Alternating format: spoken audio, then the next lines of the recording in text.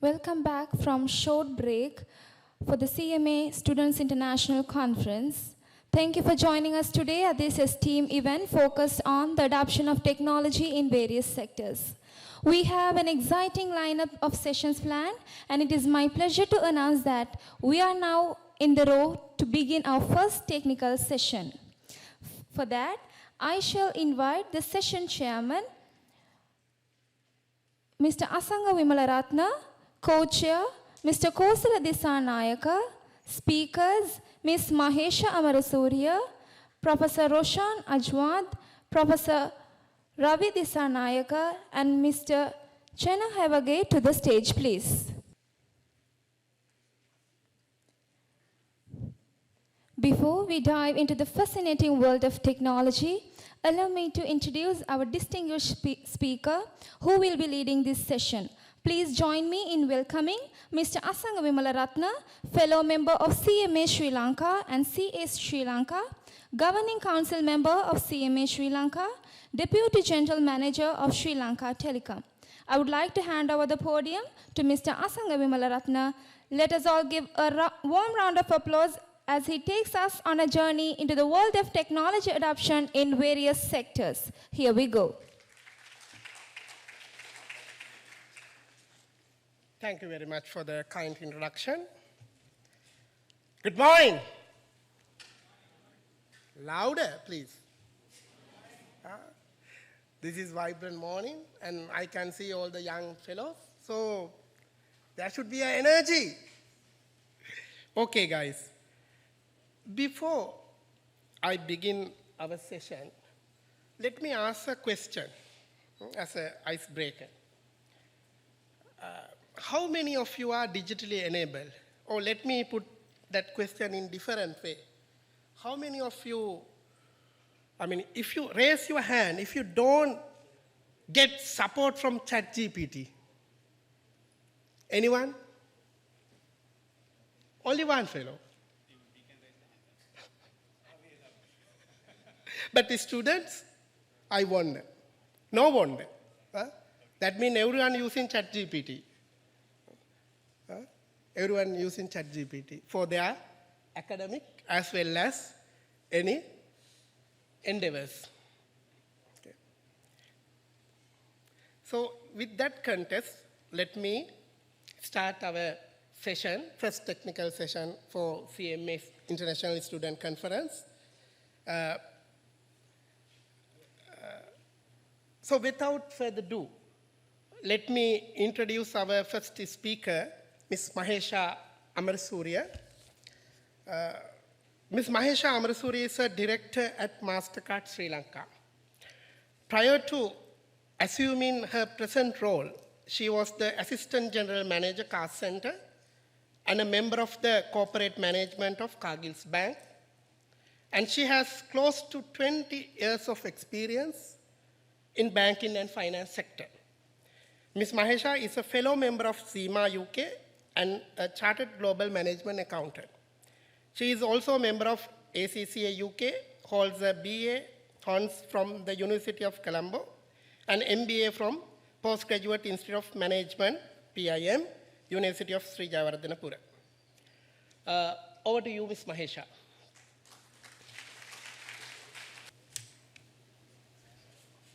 Thank you very much for that kind introduction, and thank you very much, CMA, for inviting me for this session. It's always a pleasure to be speaking to young people. So I'm going to talk to you today about emerging technologies in the finance sector. We will start off with a little video clip. It is from MasterCard, but look at it from the conceptual perspective of the video.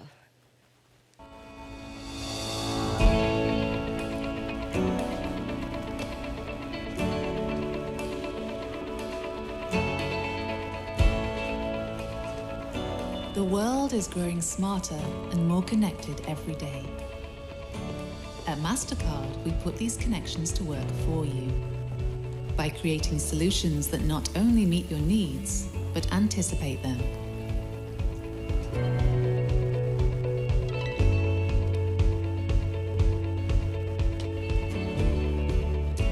We believe the more connected the world becomes, the easier it should be to connect with what matters most. Wherever you go, MasterCard unlocks new opportunities and experiences and helps keep your information secure across devices and channels. At every step, we put you in control.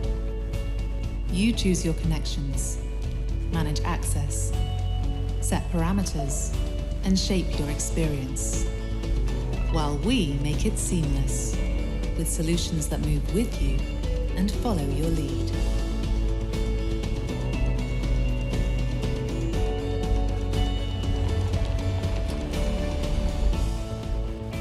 We innovate to make life easier and each moment better, so you can get what you need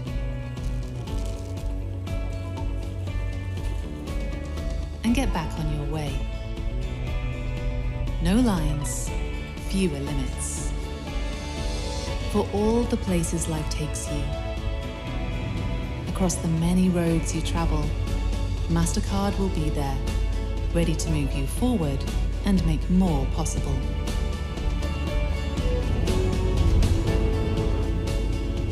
We don't wait for the future of payments.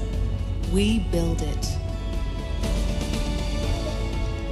We look ahead and lead change, imagining what's next and anticipating how to make it better. Our partners are visionaries committed to doing the same. Together we make life simpler, smarter, and more secure. Delivering experiences that are more personalized and more convenient.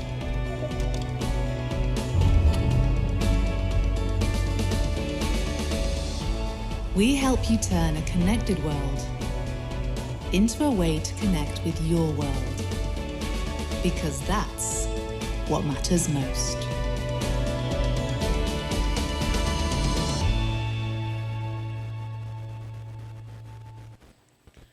Okay. So the takeaway from that video is we see how the customer requirements, customer interest has evolved over the years. So I've identified 4 things, but you would have maybe seen more. What do modern customer wants? People like you, what do you want? So one is multiple forms of authentication. You saw that the lady was authenticating a transaction with the use of biometrics, and then the gentleman got access to the vehicle using a IoT, a wearable with the watch. So likewise, multiple forms of authentication. Then access, you want to keep different forms of access. At the same time, you want to maintain control. You need to access things fast, but you have to decide who you want to share that access with or how you keep the control. Seamless processes. Today's customers are not willing to waste time. You go to a store, you saw how seamless the process was. She picked up a couple of things, walked out the store, the payment was done. As simple as that. Convenience. The fuel tank was running low. There was an alert. Identify the closest station. Go there, click of a button, payment done, fuel tank filled, and you move on. You don't even get out. So that's the sort of expectations of the modern day customer. So how do financial institutions or the financial sector support these requirements of the customer?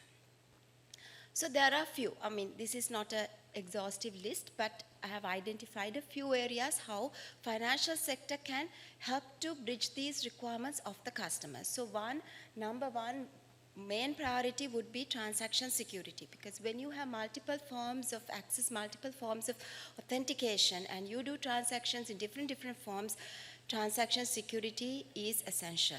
So it is not just restricted to a username and password or even biometrics. So the world today is moving beyond that, where your phone would identify your behavior.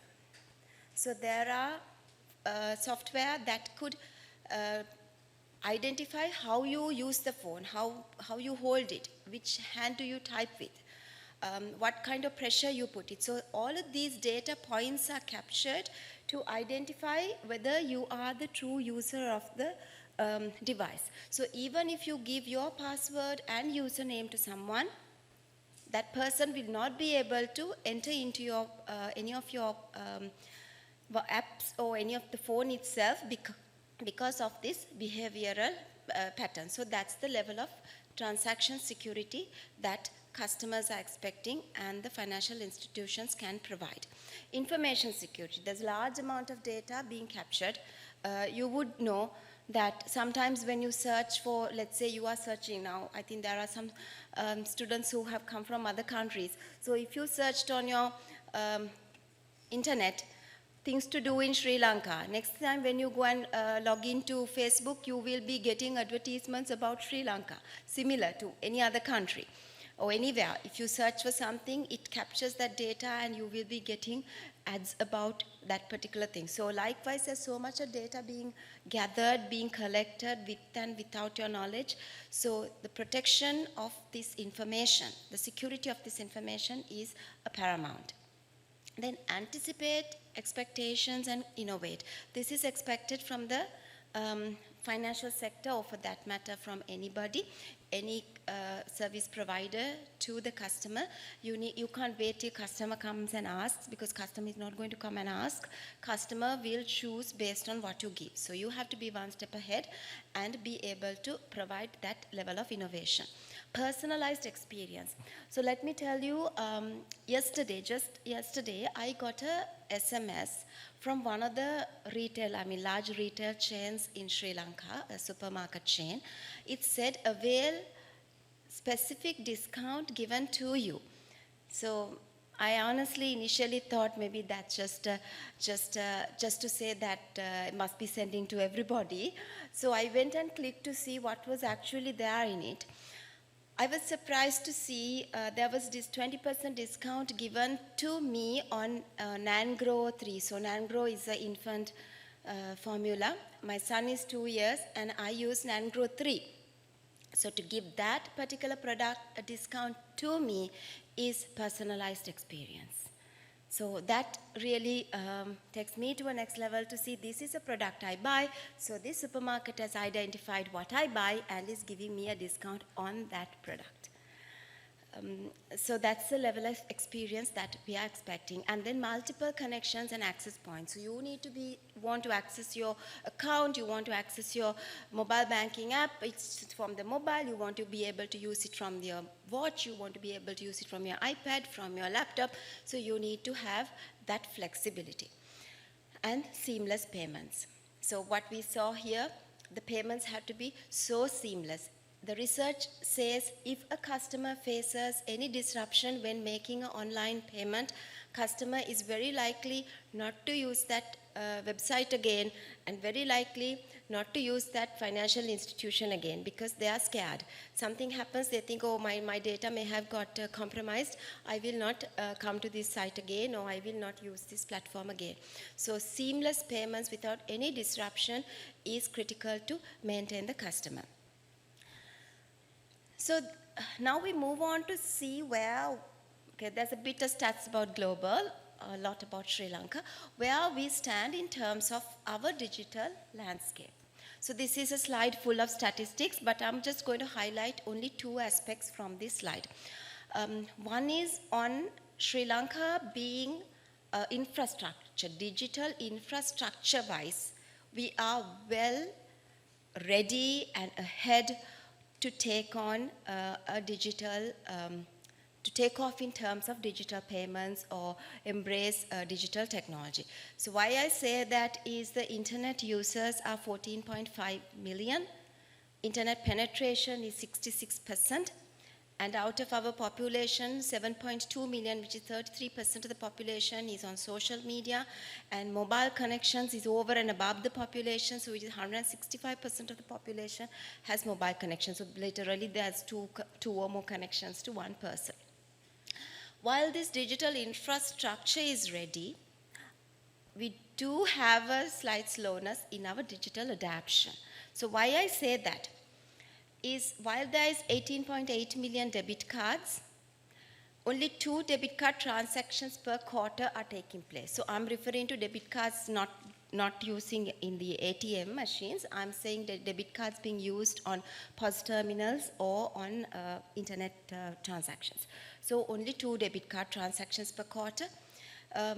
And sometimes you go into a supermarket, you see people coming and using their cards and purchasing on a POS terminal. So that is like high level of transactions per day. But when we take total 100,000 odd POS terminals in the country and take the total number of transactions, it comes to less than 5 transactions per day on a POS terminal. Then less than 1 QR transaction per quarter. So we have 350,000 QR registered merchants, and take the number of transactions, it's less than 1 transaction per quarter. So this is the landscape we are in. We are ready in terms of infrastructure. However, we need to be mindful, all of us need to push forward that adoption. So how can banks or financial sector support us in this?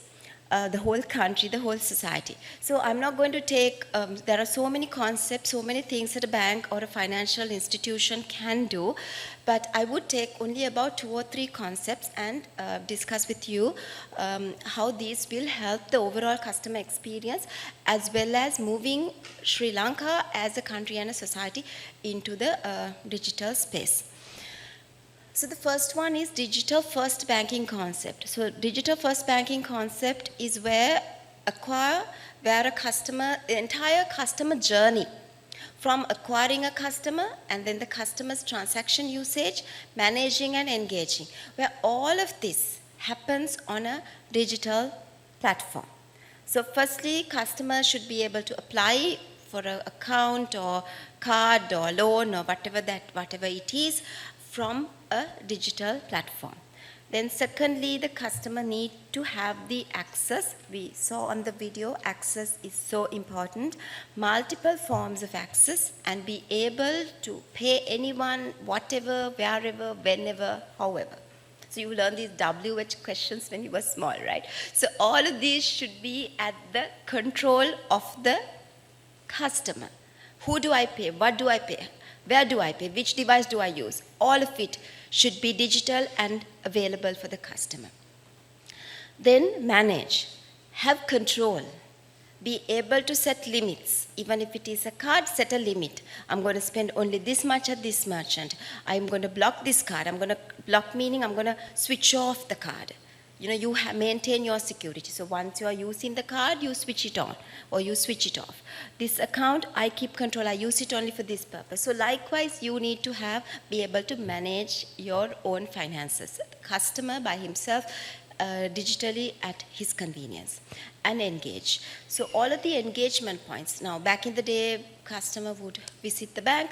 So earlier, I think way before any one of you were born, I think during our parents' time, going to the bank is a whole day of work. You go in the morning, you wait till the check is issued, or you wait till the check is encashed, and you sit and wait for a couple of hours, and you come back.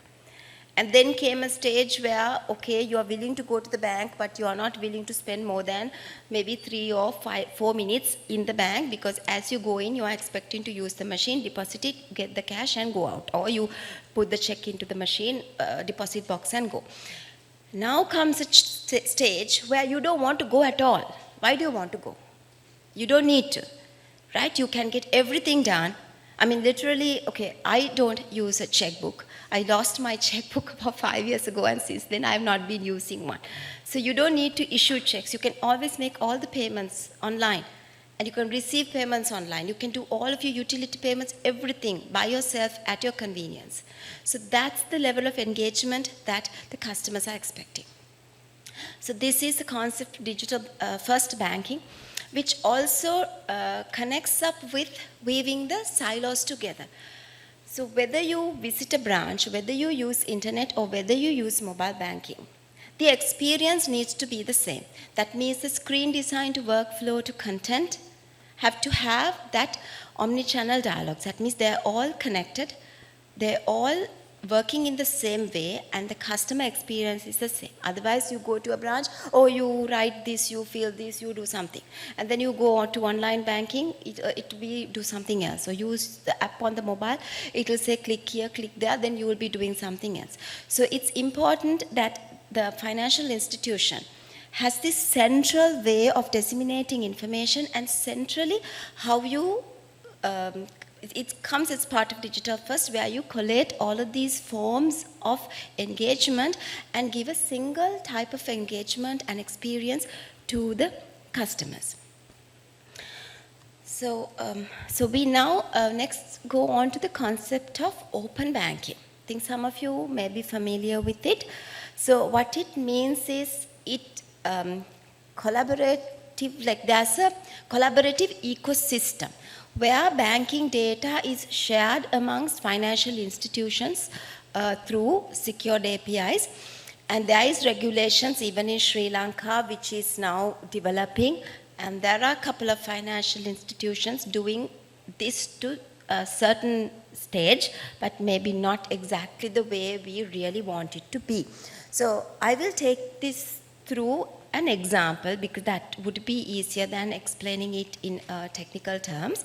So let's say I've just taken PickMe as an example. So PickMe is like Uber, a local app, not international, it's locally available app. So let's say there's a PickMe driver who wants to take a loan. So now what will happen is he will go to his bank where he has his bank account and say, I want a loan.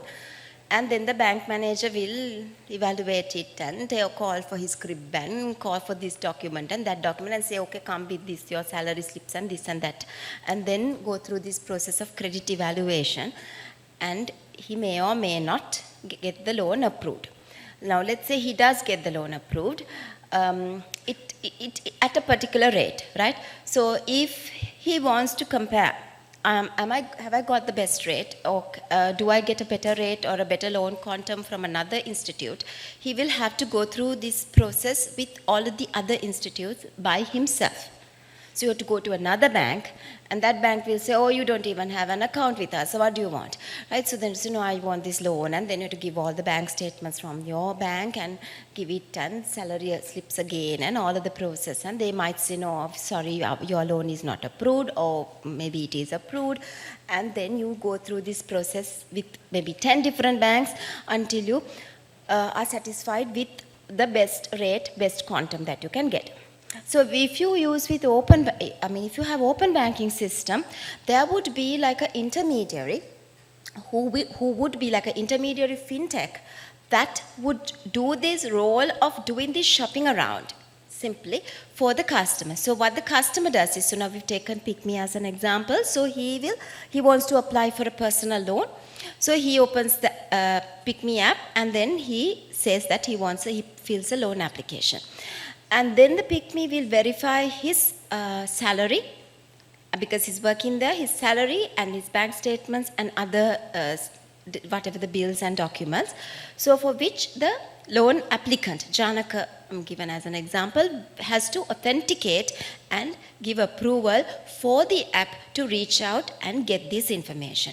So then through the app, all the information like the bank statements will be obtained. And then thereafter, finally, PickMe will shop around, the app will shop around and get, because there will be multiple banks connected to this app that will say, okay, person with this much of salary, with this much of experience, a permanent employee, the age of whatever, 25, 30, this is the loan that we can give at the rate of 15%. This is what we can give at the rate of 14.5%. So likewise, different solutions will come. So then PickMe will recommend to the loan applicant, that is Janaka, the possible 2 or 3 options. And then when he chooses one, then immediately he will get that loan. So it solves a lot of problem. So there's information being shared with the consent of the customer. So this is very important. The customer authenticates to get his bank details, and his it would also be connected to the government authority. In each country there would be authority that verifies the identity card, so which will verify that this is the correct person. It could even connect to things like Inland Revenue, to any other government institute, to ensure that the process is going well. So this is very brief how open banking works. So very little time. So since blockchain is a topic, which everyone talks about, I just thought I'd very briefly touch it, but I don't want to go into cryptocurrency. So blockchain is not only cryptocurrency, and I'm not a cryptocurrency expert, but I'm just want to show you how blockchain can be used in the financial sector. So because blockchain is a system of recording information in a way that makes it difficult or impossible to change, hack, or cheat the system. So basically, every change to the system, every change to the transaction flow gets recorded. So for example, so you have the block 1, and at the end of block 1, so there will be a block hash which is created like a number. So that hash goes to block 2, and it will verify and say yes, it's correct, and then you add on to it and create the hash 3, and then it will go to the next one and next one. So likewise, now in the middle, now here we say Annie opens an account, Annie owns 15, by any chance it is become 150, like a 0 being added by somebody manipulating into the system, then the check will not take place, it will say it is false, because this particular hash number will not get created. So then that's how it says it's difficult to cheat the system, or it's difficult to hack the system, because it will get identified. So now actually what matters here really is not how this technically works, but how this can be used in the financial sector. So one very key area is on the Know Your Customer. I think everybody knows KYC, Know Your Customer. If you go to open an account, or if you go to do anything with the bank, you will need to give your KYC.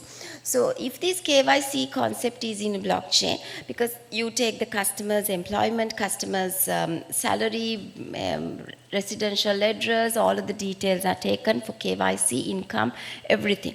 So then you move companies, and then you have to do it again, or you go to another bank, you have to do it again. So if there's a record of this, and every change gets captured in it, okay, now you are in A company, then you move to B company, so it gets captured there. Now you are living in Colombo, then you move to Kandy. So all of that gets captured there, so then that will make it so much easier next time a customer goes to open an account anywhere else. And also another area is on the land registry. So land registry, because it is connected to the financial sector, there is a lot of home loans and property related loans that happen. So now lawyers spend a lot of time going and doing this title search and title clearance and things like that. So if all of this in a blockchain concept, every change, new purchase, okay, the land ownership can move from here to wherever, it can be leased, it can be purchased, and it goes in that circle, but finally you will have that entire record untampered, and that will provide a clear title to the person who is seeking a mortgage loan or a property-backed loan. So other than that, there are areas like value chain financing and supply chain financing that can also support blockchain. So I am not going to take any more time because my time is up, though there are concepts like metaverse and NFT that I could maybe discuss during question time. So let me just go to a video and close. Of all the numbers that matter in business, here's the one that matters most. 7.7 billion, because that's how many people there are on this planet. We believe in an inclusive, sustainable digital economy that works for everyone. So every day, we work with banks, merchants, businesses, cities, and governments to solve human needs with human ideas. Every capability we build on, every investment we make, And every partnership we enter into is driven by MasterCard's mission to improve people's lives.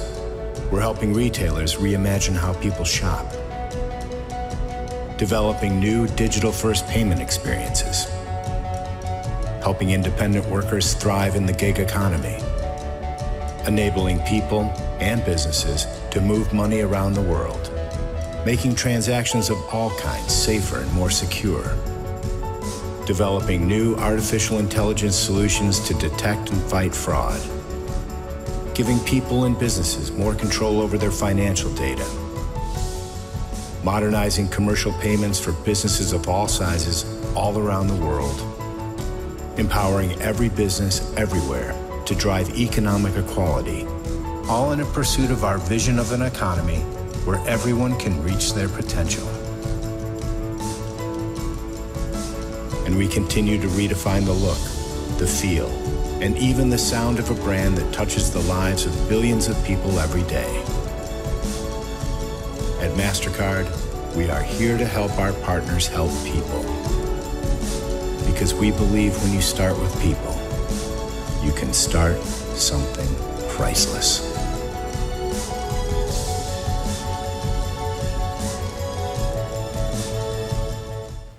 Thank you, and would be happy to take any questions during the panel discussion.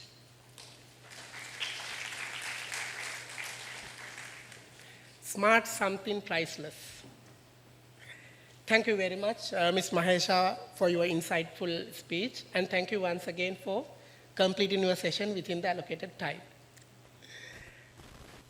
Now, our second speaker, Professor Ajwat, and he will talk about AI in forensic accounting and governance. So let me introduce his profile. Professor Ajwat is a professor in accounting in Department of Accounting, Faculty of Management Studies and Commerce. He is also the co-chair of Research Council, University of Sri Jayawardhanapura, and the coordinator of Master of Professional Accounting Degree Program of Sri Jayawardhanapura University. His qualification. Students, why I read out our eminent speakers' profiles and qualification? Because it will give you a kind of goal or a kind of determination, or where, I mean, you can be inspired by hearing this qualification of our eminent speakers. That's why I read out their qualifications. Professor Ajwat completed his first degree, BSc Accountancy Special, degree with first class with a gold medal. He completed his MBA degree in 2009 and won the first in order of merit. He obtained his PhD in 2012 from the prestigious Waseda University, Japan. He is a fellow member of Institute of Chartered Accountants of Sri Lanka, as well as fellow member of Institute of Certified Management Accountants of Sri Lanka. In terms of fellowships, he is a Mon Buka Gaku Shu. I think I pronounced correct, Professor? Yeah. Scholar of Japan and also Monash Fellow of Monash University, Australia. Over to you, Professor Ajwat.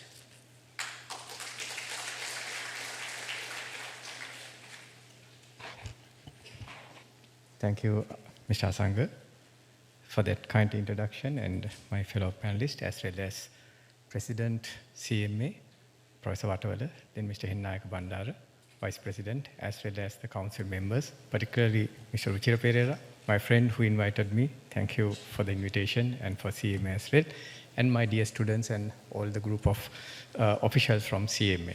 So I'm very much privileged and very glad to be here to shed some insights on artificial intelligence and how it impacts both the governance and forensic accounting aspects.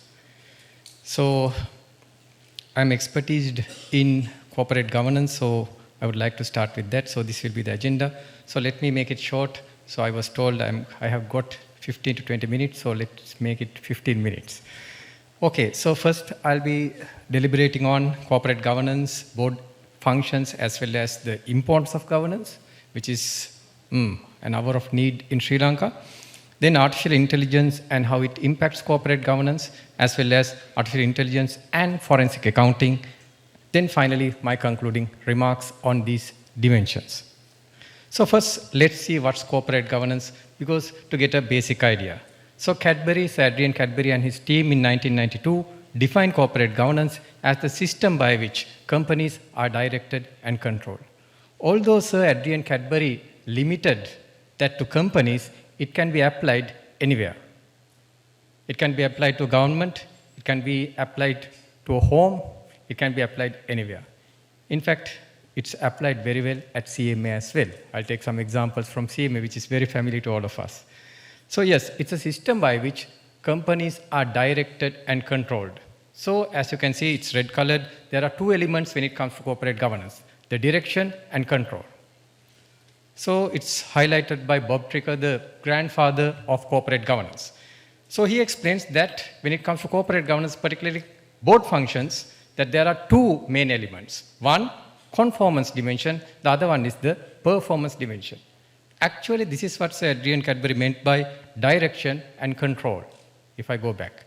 So if you look at conformance, means it looks at the board function. Main one of the board function is to look at whether the company complies with the internal and external regulations, policies, etc. Performance is seeing whether the company is directed and going towards a proper direction. So these are the two dimensions. Whatever the functions a board does can be classified under this. Now if we apply this to CMA, in CMA, do we have a board of directors? Now you are CMA students. Do we have a board of directors? Yes or no? We call it in a different name. We call it the CMA Council. So we can call, now in a university we call it a council, as well as there's a separate senate for looking at educational matters. So yes, CMA's council has two important things to do. One is to look at the conformance dimension, to see whether the compliances are made, the necessary compliances. Then to see the direction. And with the able leadership of a president as well as vice presidents as the council, is directed towards the next heights. And this is one, I see this conference as an outcome of that. They are linking AI, and in a student conference, they are highlighting the importance. So that's really remarkable. And furthermore, the conformance and performance dimensions are broken into strategy formulation, policy making, internal and external supervision, and providing accountability. So what are the governance mechanisms? So there are internal governance mechanisms as well as external governance mechanisms. Internal to the organization and external beyond the boundaries of the organization. So when it comes to internal governance mechanisms, the board of directors, indeed, in CMA we have the council, and then the independent directors, we have the council members at CMA who are independent, then audit committee, nomination committee, remuneration committee, as well as now they have introduced a related party transaction committee as well. So these are the board governance committees. Then CEO and chair duality. We have a separate CEO and we have a separate chair. So this is CEO chair duality, as well as the internal controls and the internal audit. So these are the internal governance mechanisms that are available in a typical organization. Then what are the external governance mechanisms? People think when it comes to governance, it's only limited to the internal governance mechanisms, which is not correct. Actually, there are external governance mechanisms as well. What are those? One comes the external auditors. There are external governance mechanisms. They do an independent review and express an independent opinion whether the financial statements are true and fair. Then regulators, like the Central Bank of Sri Lanka, Sri Lanka Accounting and Auditing Standards Monitoring Board. Likewise, there are regulators who will be looking at whether the entities are run properly in the Sri Lankan context as well as elsewhere. Then financial markets, government laws and regulations are external governance mechanisms. Importance of good governance, right? Better access to capital. You can give, if you are running a company properly, yes, people would like to invest. That applies to a country as well. So in certain countries, the investors would like to come. In certain other countries, investors run away. Yes, Examples are quite apparent, isn't it? Then positive impact on stock prices. If you are a well-governed company, your stock prices will be very high. Of course, positive impact on performance. Ensure business is fair and transparent. And finally, yes, its accountability is there if you have proper good governance. And then the final aim of proper corporate governance is corporate sustainability, right? So these are the ways that, so I gave you a basic introduction, very briefly, what's corporate governance, what are the mechanisms on corporate governance, as well as why governance is important. I think that's clear. Now let's come to merging between how artificial intelligence impacts corporate governance. So that's today's one of the main topics, how artificial intelligence, the theme of this conference is artificial intelligence, how it impacts different industries. So now let's see how artificial intelligence is impacting corporate governance. So it could impact in 5 different ways. So this researcher Hilb in 2020 indicates artificial intelligence could assist corporate governance in 5 different ways. What are those ways? You can see by assistive intelligence. So assisted intelligence, I'll tell what's that. Then augmented intelligence, amplified intelligence, autonomous intelligence, as well as autopoietic intelligence. So these are the 5 different ways how artificial intelligence could contribute to proper, better governance. So now let's take one by one and try to understand what are these. And you also will see in one of these elements, there is a robot as a director. Can you imagine a robot sitting in a boardroom and helping to direct the company?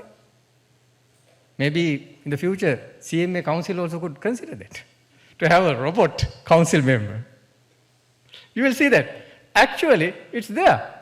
In a company in Hong Kong, they call that director Vital, a Vital platform. The Vital is an algorithm, an artificial intelligence algorithm. So let's see now. Time to come. Just give some preview. Okay. So the first one is assisted intelligence. Here what's happened is artificial intelligence tools will help the board to make more efficient decisions. More efficient decisions. So because some traditional tools will take some time, so artificial intelligence will analyze the past data and give insights. So here the main activity or the main area is that the directors are assisted with intelligence. Then comes augmented intelligence. Augmented intelligence. We are here not only efficient, the board's decisions and the board will be made more effective. How's that? By introducing a new set of tools. Now in the earlier one, it's assisted intelligence, the old tools are made more efficient for the board to make decisions. Like say for an example, investment appraisal. There are some set of old techniques and artificial intelligence will make it more efficiently executed. But now here in augmented intelligence, what happens is, yes, the boards are given new set of tools. They will take the old data and some predicted data and do some predictive analytics. So it's new set of tools that's being introduced here where the boards will be made more effective. So this is the difference between assistant intelligence and augmented intelligence. Then comes amplified intelligence, where we introduce the concept of co-governance. Now here both the man and the machine, the human beings as directors as well as the machine as directors will be contributing.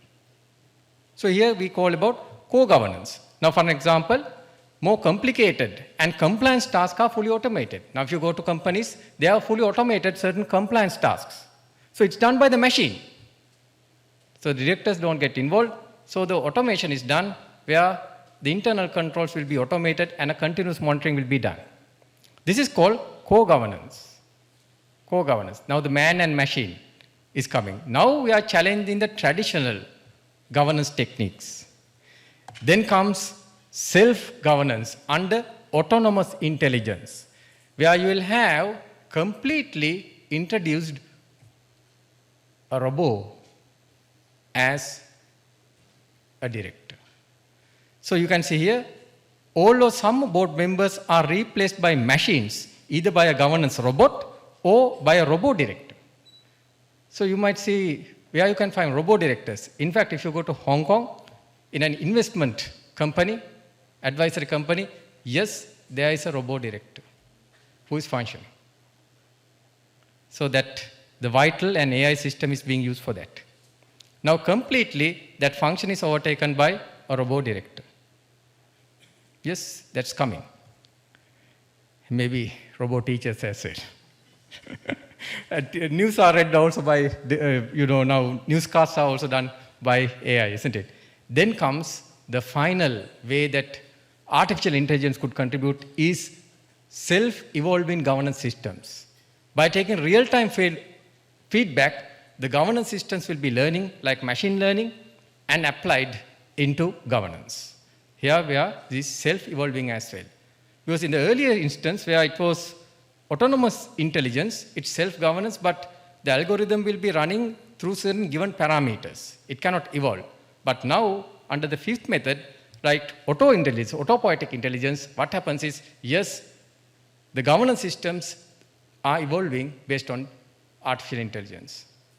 So this is the 5 ways that artificial intelligence could contribute to corporate governance. Okay, so hope it's clear. Now let's see what are the benefits. Now I covered what's corporate governance, then I covered how artificial intelligence could assist corporate governance in 5 different ways. Now let me cover what are the benefits of using artificial intelligence in corporate governance. What are the benefits? Benefits are apparent, isn't it? Number 1, better decisions. You can get enormous amount of data, big data analyzed by artificial intelligence, and better decisions taken. I was told that by the earlier speaker, she is getting a tailored marketing campaign. How that's done? There are millions of customers, that's done by big data analytics. That's how that targeting is done.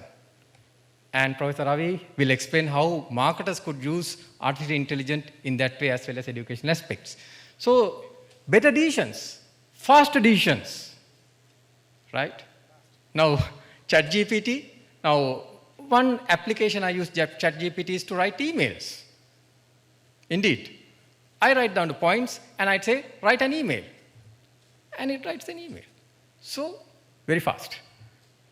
And then no biased emotions. Now certain directors could be biased. Certain directors could act fraudulently. Now in Sri Lanka, now there are since Indian students as well as counterparts. In Sri Lanka, we have Sakriti Ranasinghe and like kind of fraudsters, right? And those were also directors and those were also owners of certain companies, and they acted fraudulently. But artificial intelligence-led directors cannot act that likewise. Why? Because they are based on a perfect algorithm that will make unbiased decisions. So agency problem will be lowered. So it will lower the cost, agency cost as well. And indeed, it will lower the cost. Now, I told that in a Hong Kong company that they are using Vital, a director. Now, for directors, are they not paid anything? Of course, for human directors, you have to pay, isn't it? Big, huge sums. Right? But for a robot, do you need to pay? A robot director. Initial cost and maintenance cost will be there, but you don't need to pay. So the cost will be lower for them as well. Right? There's a cost benefit. And then it can increase the performance and corporate value as well because of these benefits. So, as anything else, there could be any social phenomena could have benefits as well as there could be some shortcomings as well. Any social phenomena, that's the usual way. So what are the drawbacks? Can you think of any drawbacks? Using artificial intelligence in corporate governance? Any drawbacks? There are drawbacks. Unfortunately, let me elaborate few of them. Number 1, Yes, it could create biased decisions. You might think, how biased decisions? Because many of these artificial intelligence, what they use is, they use past data as the basis to make predictions.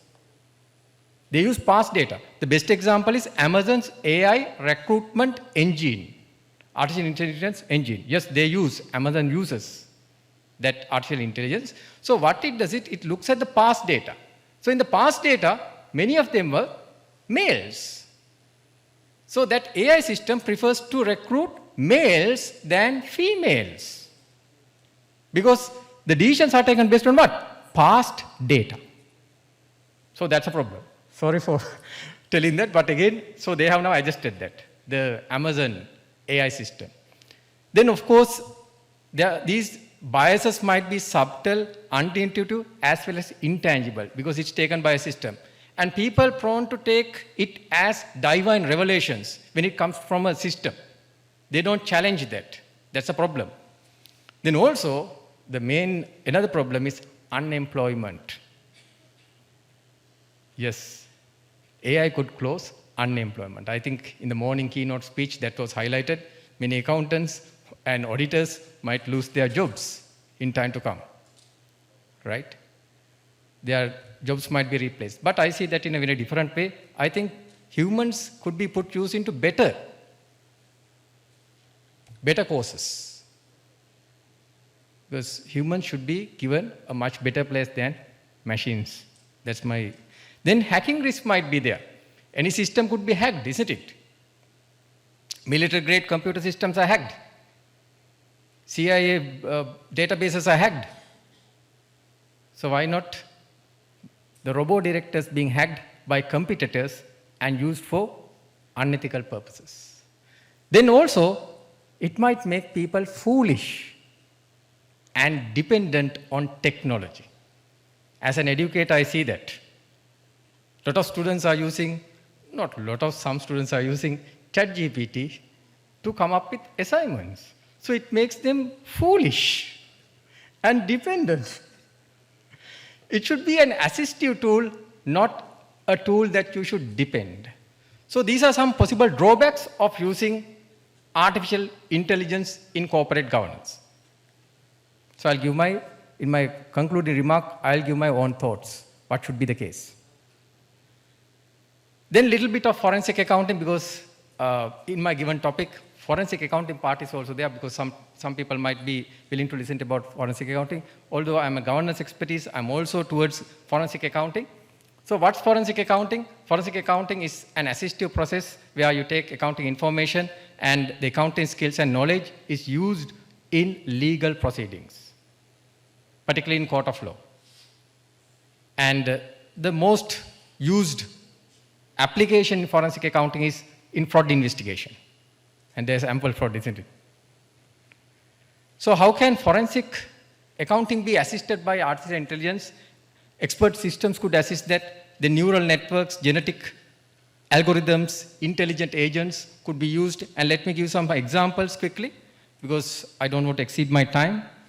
So these are some examples. Yes, in forensic accounting, sometimes we need to verify the signatures, isn't it? Whether it's fraudulent signatures or not. Now, if you're going to do that manually, there might be thousands or millions of signatures, but now you can use image and signature analysis. There are tools for that. Within half an hour, it could verify about millions of signatures and tell whether it's authentic or not. That could be used. Then predictive analytics, then big data analytics, blockchain analysis. The earlier presenter, Ms. Maisha, told about the blockchain analysis, and that could be used. Then data mining and machine learning. So there was a case where one of my students, adult students, an MBA student who was running his own company, had launched an app, a mobile app where international customers could take calls. It's a VoIP system. And they had to purchase through the app, and then they could take international calls. But the problem was, can you imagine what would have been the problem? It worked fine, then came what? What could have happened? Fraudulent transactions start to occur. People used to purchase credit through what? Stolen credit cards. So these people had to reimburse the fee, as well as it had severe legal implications as well. So now customers are purchasing what? Through stolen credit cards. And what's the issue is, now they have about 2,000 transactions taking place per day. So earlier, when it was a small scale, there was one person who was verifying one by one. But now 2,000 transactions taken per day, they don't have time. And the customer cannot wait about 1 hour or 2 hours. They want instantly access. So they used machine learning for that. They used machine learning where they were given certain information to the machine to understand when and where these fraudulent transactions take place. The machine understood it comes from a certain region in this world. Right? Certain Russian as well as certain other former Soviet Union countries, it was coming at a certain time. So the machine understood that and was barring those things. Or at least highlighting that these are something might be possible fraudulent transactions. So they use AI to prevent that. And now it's up and running very well. So that's a case study. Then also you can do a sentimental analysis using AI. What's a sentimental analysis? You can ask, yes, go to the web and you can target a company or a person and tell about the sentiment that the people are having, whether it's a positive sentiment or a negative sentiment. So it will go to Facebook and other some kind of areas, social media, as well as the mass media, and it will do a sentimental analysis and understand what the public is thinking. So if you have a bad reputation, that will be highlighted by this software. So you don't need to, a human need not go and do that. So that software is available. Particularly, we can run that software for certain politicians, isn't it? Right?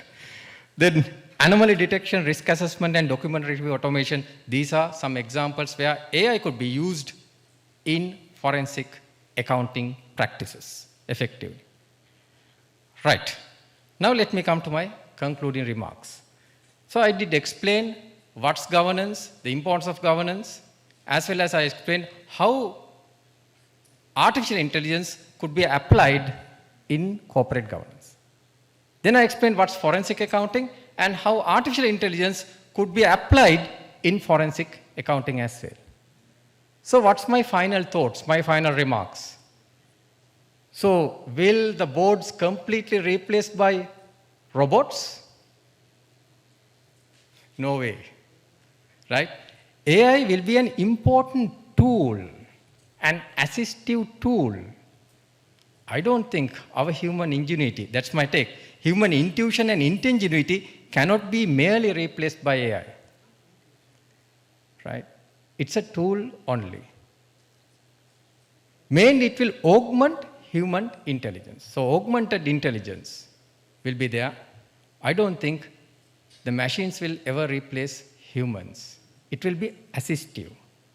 It will be augmented, but not completely replacing the directors. Because we as humans have certain things that machines never could imitate. Right? Particularly making important decisions. Therefore, we have to use this platform intelligently. Artificial intelligence should be used intelligently. That's the irony. As well as ethically. Both I would like to highlight. We have to use any technology or any tool, Facebook or whatever other tool, intelligently and ethically. So with that final message, so thank you very much for giving me a chance. Really appreciated CMA for taking up this very, very contemporary topic and enlightening the younger minds. Really appreciate the President and the Vice President and the Council and for all for making this happen. Thank you very much and wish you all the best.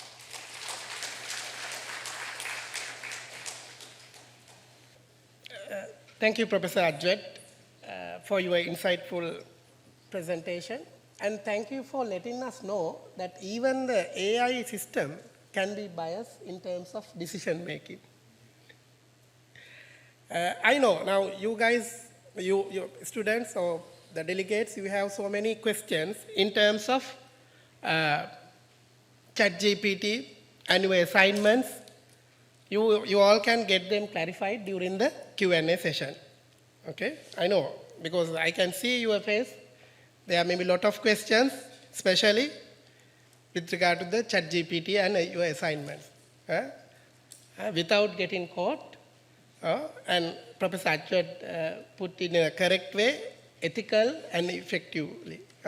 You have to use those tools in an ethical manner. Okay, without further ado, let me introduce our third speaker, Professor Ravi Disanayaka, and he will talk about technology, impact on technology on education. Professor Ravi Disanayaka is a professor in marketing attached to the Department of Marketing Management, University of California. He was the former head of the Department of Marketing Management of University of California. He obtained his bachelor's degree of business management, specialized in marketing management from University of California.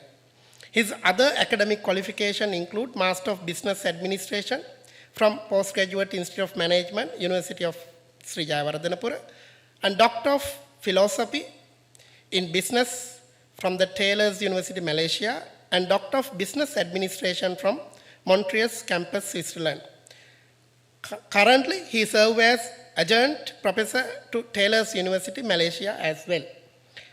And he is a well-trained trainer for 35 corporate trainer for 35 institutions, not only in Sri Lanka, but also in all over the world. And he has been contributing as a visiting faculty for 7 universities, including foreign universities and affiliated centers. Over to you, Professor Ravi.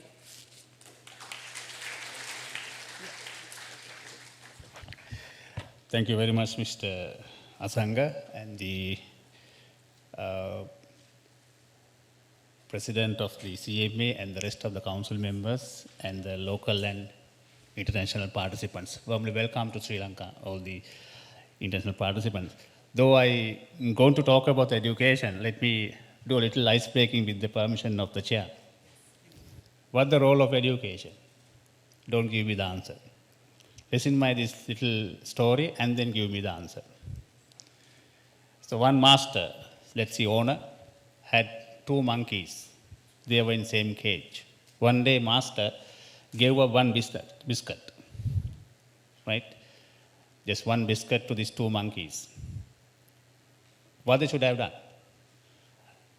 Did they negotiate that 2 countries and share it? No. They start fighting. The master got a cane and punished the 2 monkeys. He purposely punished 2, we assume they have 4 legs. Let's see, right leg, front. And then all the 2 monkeys were very scared about biscuit. They thought, when the biscuit comes, we will be punished. And the master wanted to include another new monkey, maybe different country, foreign monkey. And the foreign monkey was kept in the same cage. And he also noticed there was a biscuit. He jumped and tried to eat the biscuit. Then what happened was the 2 monkeys, the local 2 monkeys, together attacked to him. Then that's all. But even they did not eat the biscuit. And they went to the queue and they were standing with the 3 legs, only 1 leg up. The 3rd monkey understood, okay, whenever newcomer comes to the cage, there is a fight. After that, the new monkey has to stand with 3 legs. And the 4th monkey was introduced maybe from Europe. Same happened. And the master did a fantastic thing. This is education, everyone. Please listen, including the council members, we as University Academia. Fourthly, the next time, master wanted to introduce a new animal. You know what he did? He put a dog over there. Dog came, noticed 2 wonderful things. Biscuit is left, no one has yet consumed, and all the 4 monkeys were standing with the 3 legs. Can you imagine what dog would have done? Then I can trust you have gone for schools. Forget about universities. Dog came very politely, stand with 3 legs. Is this education, Professor Lasman, one of our senior members in the system, is this education? No. What education should do? It's common to schools, University of California, my university, even the other universities, even to CMA as a professional body. What education should do? Not to pass the exams. You should create people to do what? The contemporary needed change. If you don't get that change to your classroom, change to your workplace, change to your country at the end of the day, your education is just a paper only, no impact.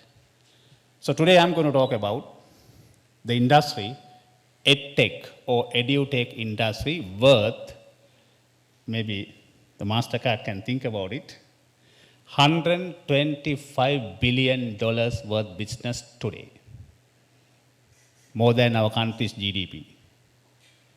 By 2027, it is predicted to be 233 billion US dollar EduTech industry. So, even my friend Ruchira and the members asked me to talk about the impact of technology on education. Remember, what education should do? Not to stand with 3 legs. Education should do the necessary transformation, change. So we'll see.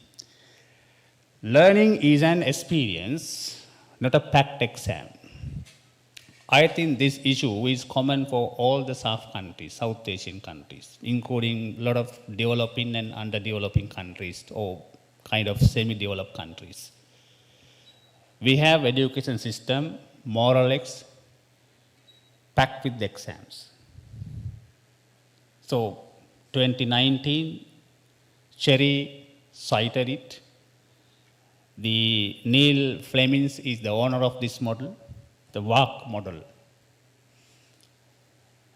So no matter whether you are in school, university, even the PhD program or MBA program, even undergrad program, even the professional courses, knowingly or unknowingly, you are going through these 4 different assets of learning. The V for visual, A for auditory, what we can hear or listen, read and write, and kinesthetic. Now my topic, Mr. Chair, Co-Chair, is to talk about the role of technology and what we can do with the technology to make that change within you. I agree to my friend Professor Ajwat. You gave me the last over to bat me for the next in very easily. Remember, still, HI is the most powerful tool, not the AI. Human intelligence cannot be substituted. Even my University of California, my motto is university, Prajnaya Parisuddhati. The wisdom is everything. It's not in the AI. The real sperm of AI is human intelligence. We are the parents of it. With that phenomenon, let me quickly go through on this story. We are in the mode of 4 properties of teaching or learning, both sides. We have something fantastic thing called blended learning. I also believe technology, there was a time just 3-4 decades ago, technology was an alternative. I ask this simple question from you, an alternative or a must? Technology has been a must for our life today. You got a wake-up call, and what the first thing you do, maybe you drink a water, and then you go to bathroom, come back, especially gents, they check the phone. And the ladies, they check the husband's phone, right? You are digitally connected. You have no way of escaping it. You are digitally connected. Today we are digital beings, whether we like or not. So you have no chance for this. But the question, the supreme thing in this world is learning, not education. Please understand the difference between education and learning. Education is a mechanism, learning is an experience. The supreme thing in this world is, even the Lord Buddha always said, even he needed to have a teacher. Right? That's the supreme thing in this world. Now, we have no options, we have to go with technology. The technology and education should go one focus process. That mechanism, we call it as blended learning. I know you have been there in the blended learning process. As a student, maybe some people as teachers or lecturers. So the role of technology today, actually to implement with the impactful blended learning strategy. When I say impactful, it is not limited for an exam or evaluation. Unfortunately, most of the people, lecturers, they use today technology for teaching and assessment. But where the transformation part? That's quite challenging. So we'll see some thoughts on that. So these are some of the tools of blended learning, where technology adds value to our learning or teaching process. So maybe at least you students, you have gone through few of these options for sure. And we as lecturers would have gone through at least a couple of options in our lecture room to connect it, blended learning. So blended learning is the best answer for that. How we do it as a challenge. I rather take it as a challenge. I think it's a property. Let me connect this slide with this one. The best cases in Sri Lanka, reshaping of tech-driven education strategy. I use the term COVID-19 opportunities. It's not a threat, we had it. COVID-19 gave us no option other than going with technology. With the permission of the fellow speakers, let me talk about my university. It was 2020, I guess, we had COVID. March 24th, just 1 week after the country closed down, we started online teaching through the Zoom. But our university, we had Zoom technology in 2012. But we took 8 years to take it as a must. That's why I love COVID. And COVID didn't love me yet, thanks for that. I love COVID as a person who talks technology but feel little lazy on using technology. That made us real opportunity to go with technology.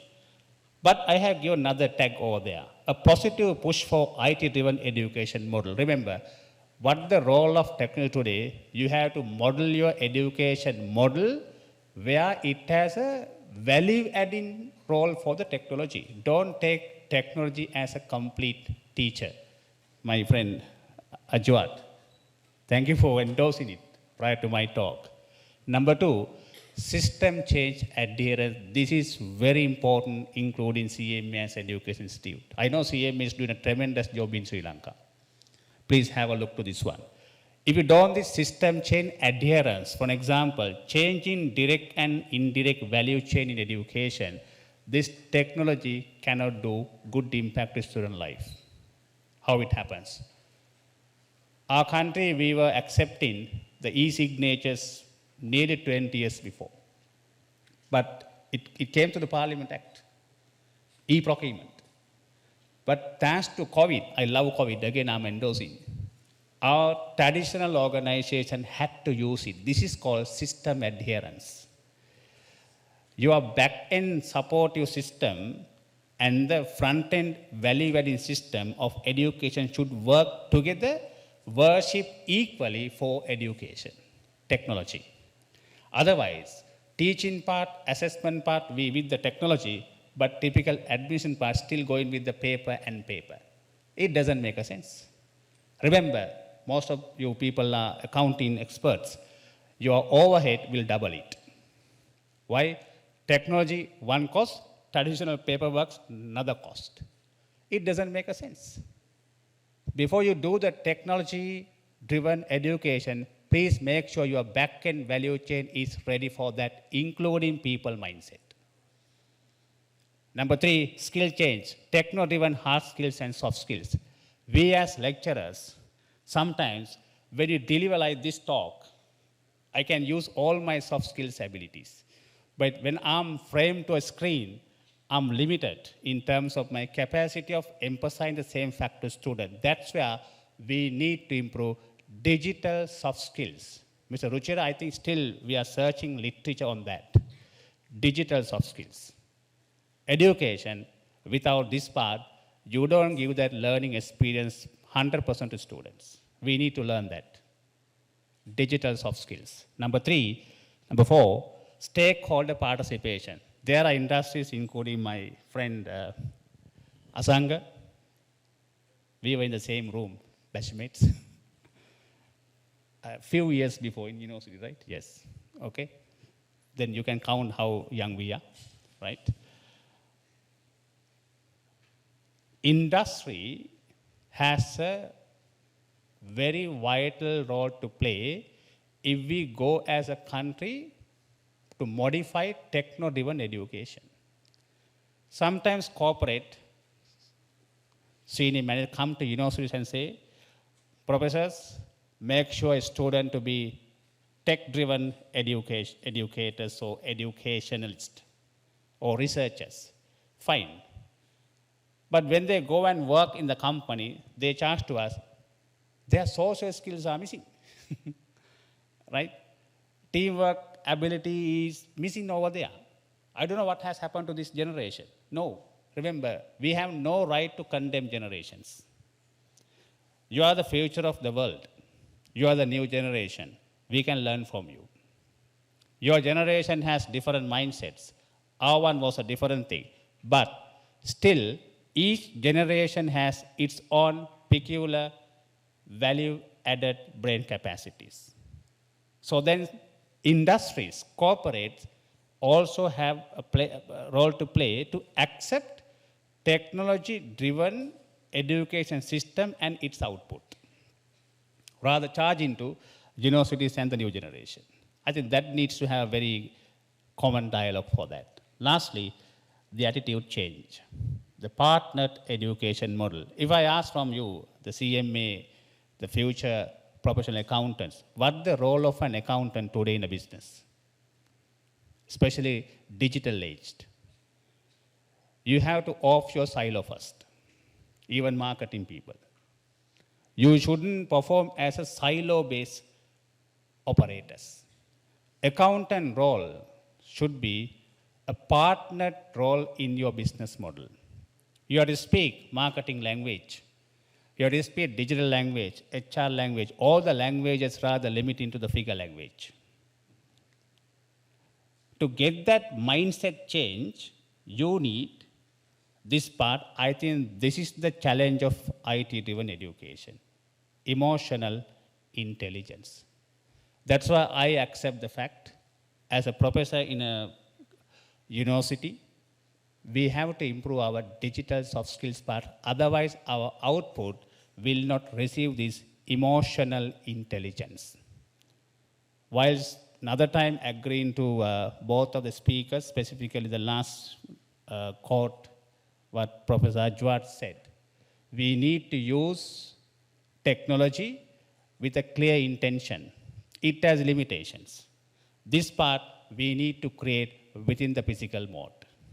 Still, I don't know, can we do that 100% emotional intelligence development through a remote access model? I don't think so. If someone has option, I'll be the student to learn it. It's so difficult. We need to have a blended approach. Where some Western countries now, they have stopped online education, Professor. They have stopped as a policy online education and online assessments, maybe due to ChatGPT. But remember, I said our human intelligence is still powerful than the AI. We know how to catch them, right? Okay, good. So, way forward. Let me conclude this quickly. If we go with less challenged techno-education system in our universities or professional bodies, these are the 4 things I do believe we need to focus. The institutional mindset, the investment you make for technology don't count as a cost. It's an investment. The accountants, I think we need to refine this thought again. And when you have a challenge of your budget, but still for education technology, you take it as investment. Give the priority for that. Stakeholder mindset, accepting graduate output as a value-adding entity. Whenever we go with the education, with techno-driven education, some parts might be missing there, but still they have a role to play in the HR house. Don't completely push that responsibility for school and education systems.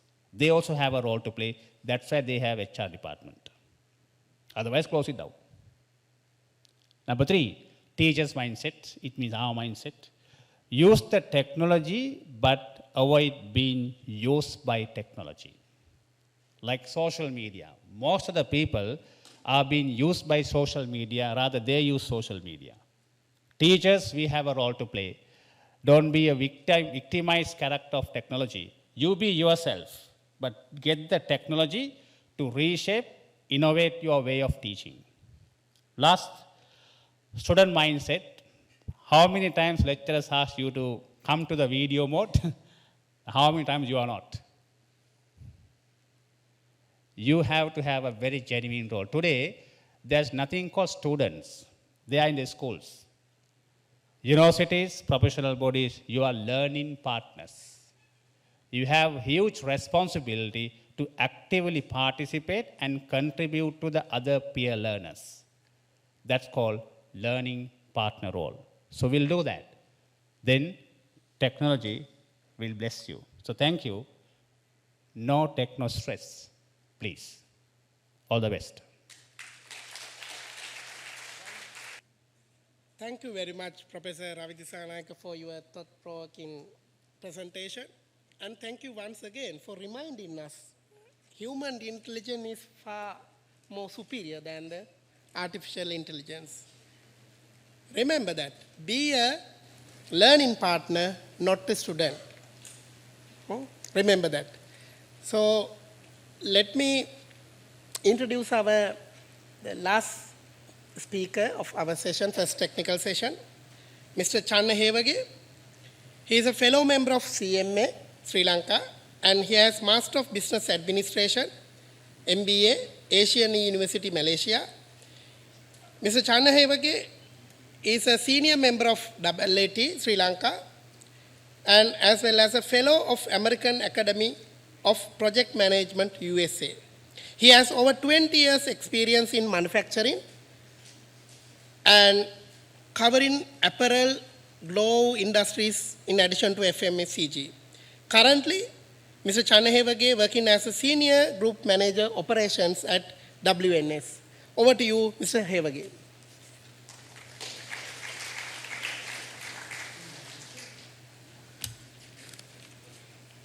Thank you very much,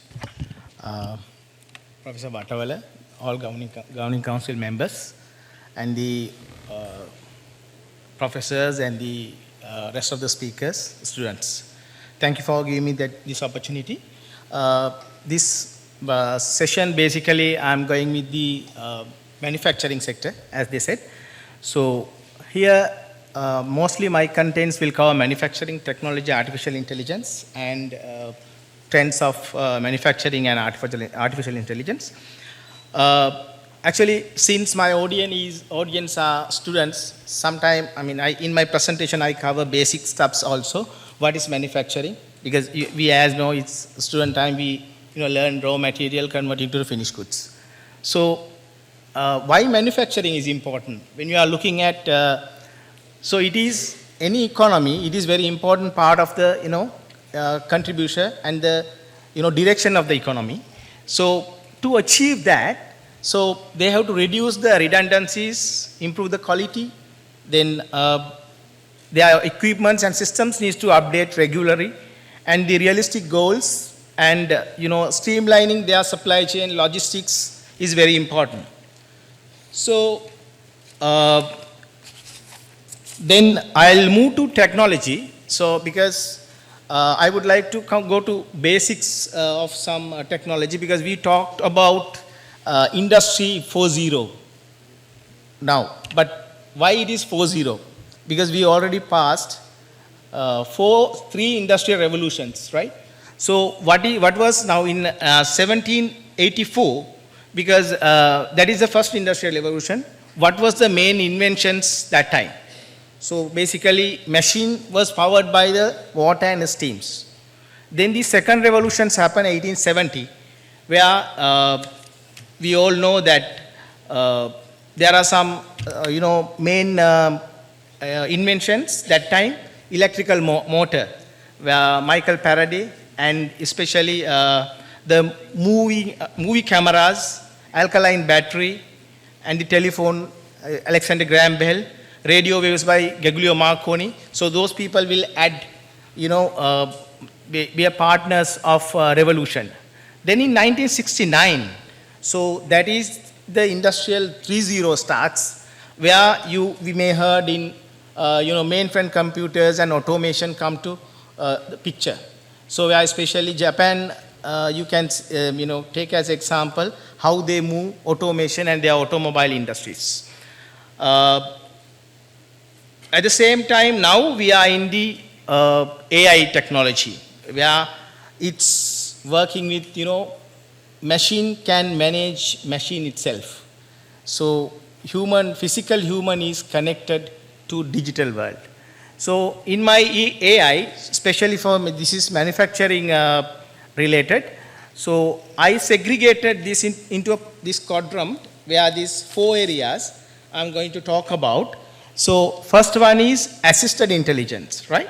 So where assisted intelligence is human involvement is there, but machine can't learn. Let me to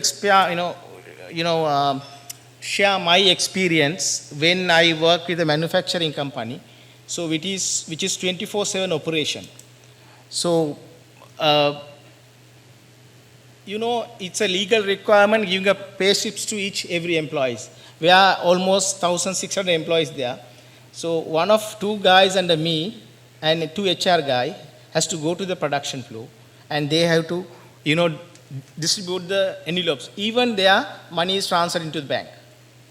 So this is not a value-added activity at all.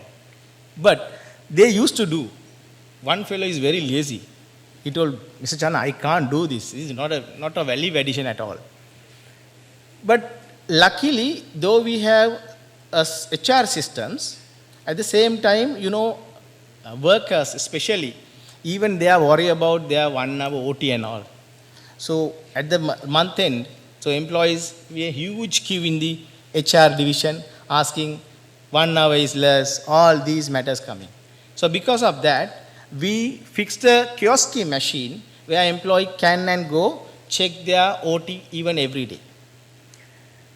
Then this lazy fellow told me, Mr. Channa, can't we use this machine to get the envelope? I told, just think about it.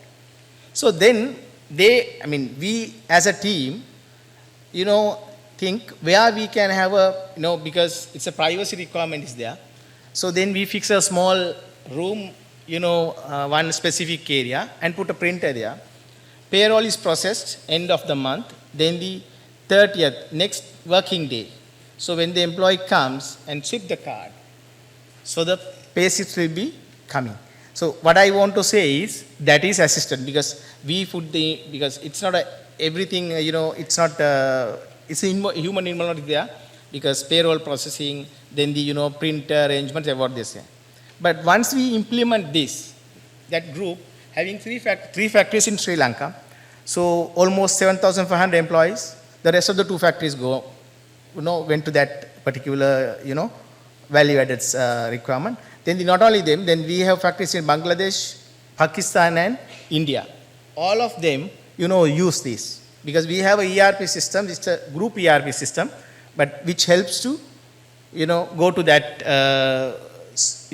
very effective way of, distributing because, giving passives and all is not a value-added, value-added activity at all. It's not a value-added activity. So that is one of my, experience. Then the other part is automation. So let me share another experience because when I work in a manufacturing industry, so we had a glove manufacturing section. That production, it's just a 6 to 8% of the total sales, but that glove is up to your shoulder length, right? Whereas it's industrial glove, but we have to keep our customer with us, huge margin, but low production. But this is a highly manual operation, right? So where you have formers, you have to dress the shell there, then do the manual dipping. That particular section, employee turnover is very high. We introduce, a lot of incentive systems and nothing worked. Talk to labor council, buddy systems where it's work. Buddy means when the newcomer comes, he has to look after, the existing person needs to look after him. So then new guy as well as the old guy will get some kind of incentives. But nothing work because, current trend is no one willing to do heavy jobs, right? Then actually only one option was there because our CTC was that time in that particular manufacturing company around $240 to $260, right? So where Bangladesh is running almost $150 to $160. So easily we can transfer them. But then we are losing the sales for Sri Lanka. So then there was a, investment, discussion happens and we got a robo arm, right? So from that Fanuc robo arm from Japan. So it's automation, but the operation is same. But there are a lot of, quality impacts. For example, when this guy is, dipping, so happen. So if he recall his, remind his girlfriend, even dipping level can be changed, isn't it? It's a highly manual. So the wastage, lot of issues there. Because when you dipped, so the end of the fingers, so there will be dotted, which is quality affected, which is rejected mostly.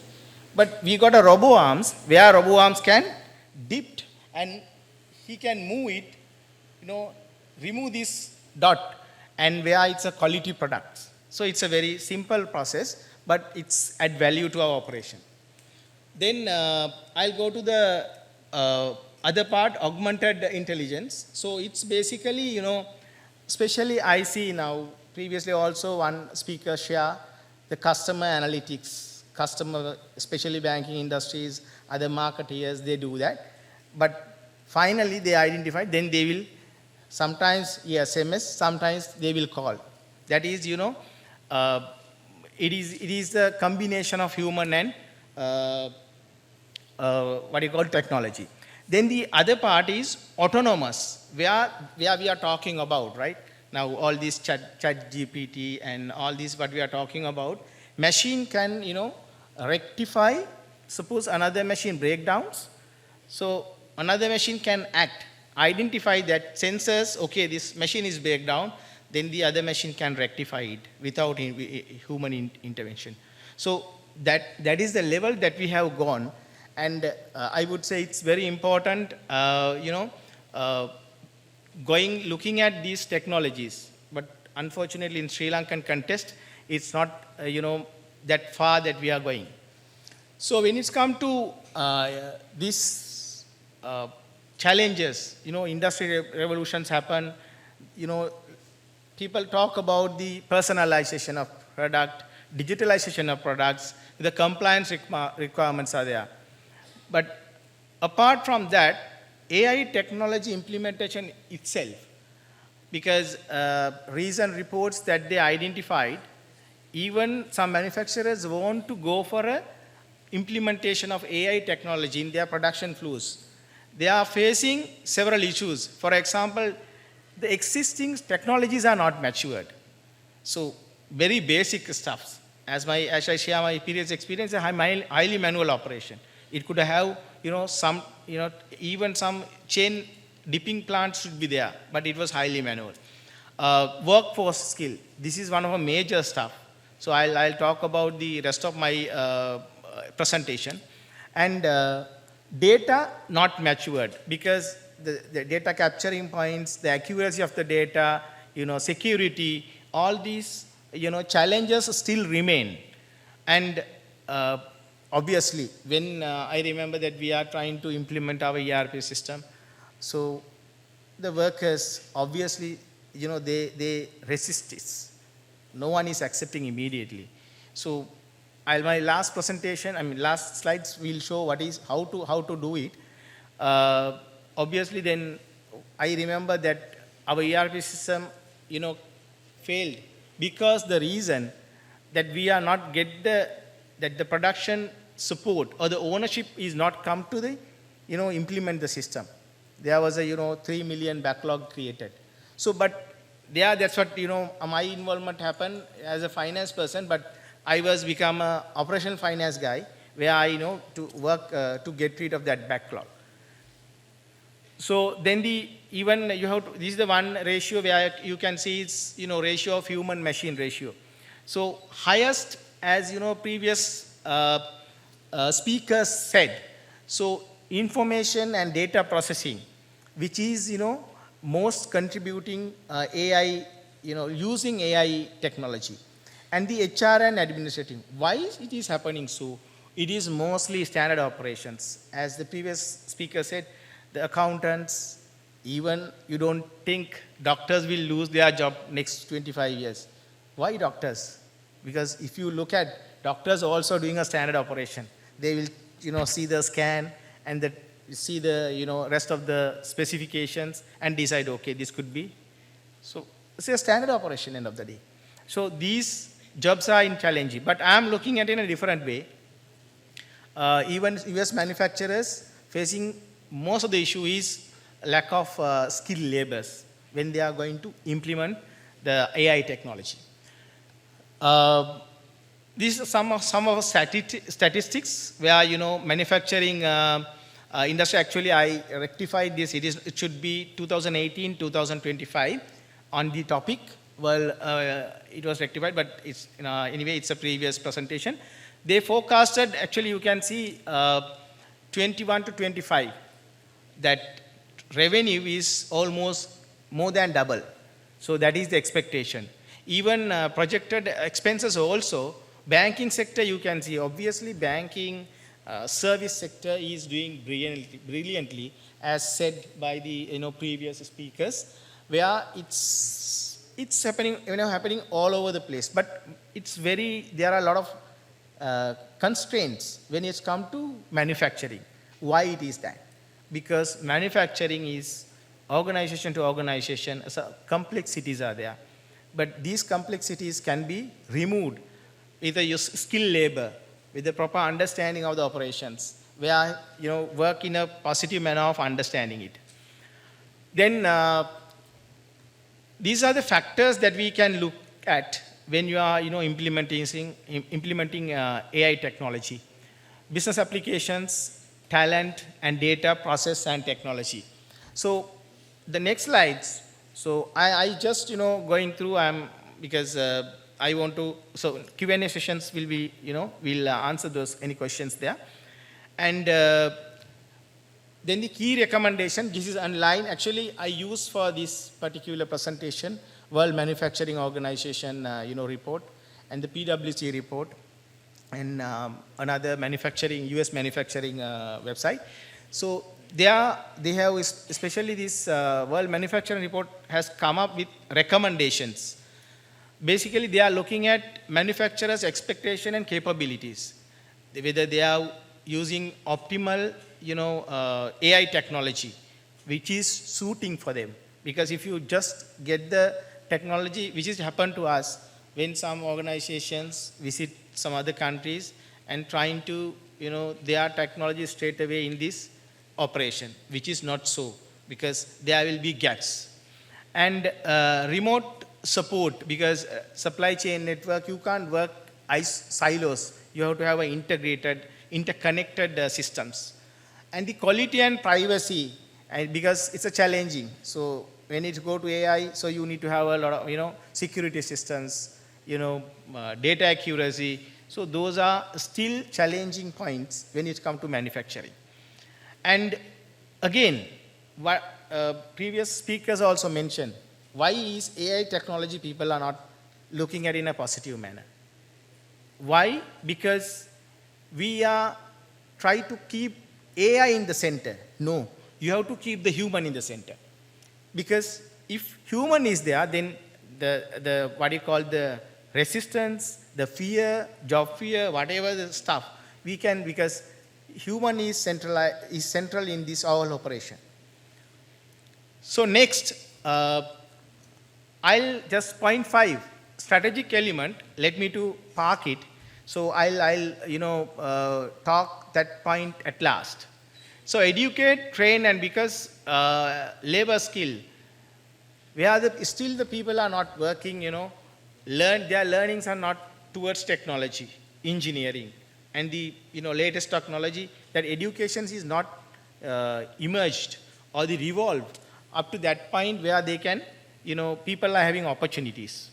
Then the supporting SMEs, basically, supporting manufacturing engineers, also very important, because especially manufacturing engineering organization they have to work as a, collaboration is required. Then only the effective value addition will be gained. Then the standards, policies, regulations. Then I'll come to the point 5, because I'm looking at it's very important point, strategic alignment. Strategic alignments happen with strategic leadership. So let me to quote an example. I'll look at in 2 ways. Two statements. For example, now lion. Lion is the king of the jungle. Now once, if I ask from you, if lion is king of the jungle, so normally what we do? SWOT analysis. What is lion has? Rest other animals doesn't have. What is it? Is the lion is largest animal? Is the lion is fastest animal? Is the lion is heaviest animal? Is lion carrying any poisons where victims can kill immediately? No. So what is the reason this lion become a king? Some people say it's brave. It's basically attitude.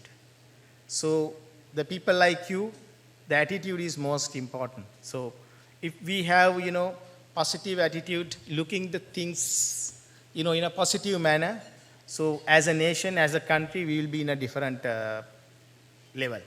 So let me to quote one US statement. A sheep of army led by a lion will defeat and a lion of army led by a sheep. So you want me to repeat it? A sheep of army led by a lion will defeat a lion of army led by a sheep. That is the transformational leadership. So when it comes to manufacturing also, I have worked some leaders, visionary leaders, where they are look at, much ahead that technological requirement.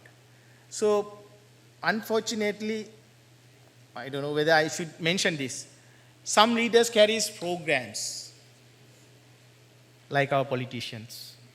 So, but I believe is, a visionary leader always carries a vision, which is, which is not a short term. Programs are very short term. I'm sorry, international students. So, for example, if I mention Sri Lankan context, to eliminate poverty, we have Janasaviya, Samurdhi, now or something, Aswasumo, Kanakasmo, whatever, I don't know. But these are very, short-term programs, but still poverty is remain. Because my personal, belief, then the leaders who carry programs is not real leaders. So I'm looking at politicians also the same way. So that is what, you have to have that lion's attitude. You have to believe yourself. When lion look at, elephant, lion doesn't think, okay, elephant is this much big, I can't. No. So look at your whole perspective, your educational, your requirement, your challenges in, office. You may have a lot of challenges once you go into a career, when you are working in an employment or any other organizations. Always, as Professor mentioned, COVID is an opportunity, right? So always bring the opportunity. And when you are looking immediately, you feel, okay, this is a, curse. Not so. Calm mind, think, then you can see a lot of brightness in every incident. So by saying that, and I would like to end my presentation during the World Economic Forum. Ms. Close mentioned this about the technology. In the new world, it is not the big fish which eats small fish. It is the fast fish which eats a small fish. So my small presentation is, finished with this. And any questions, Q&A sessions, we can go ahead with that. Thank you very much.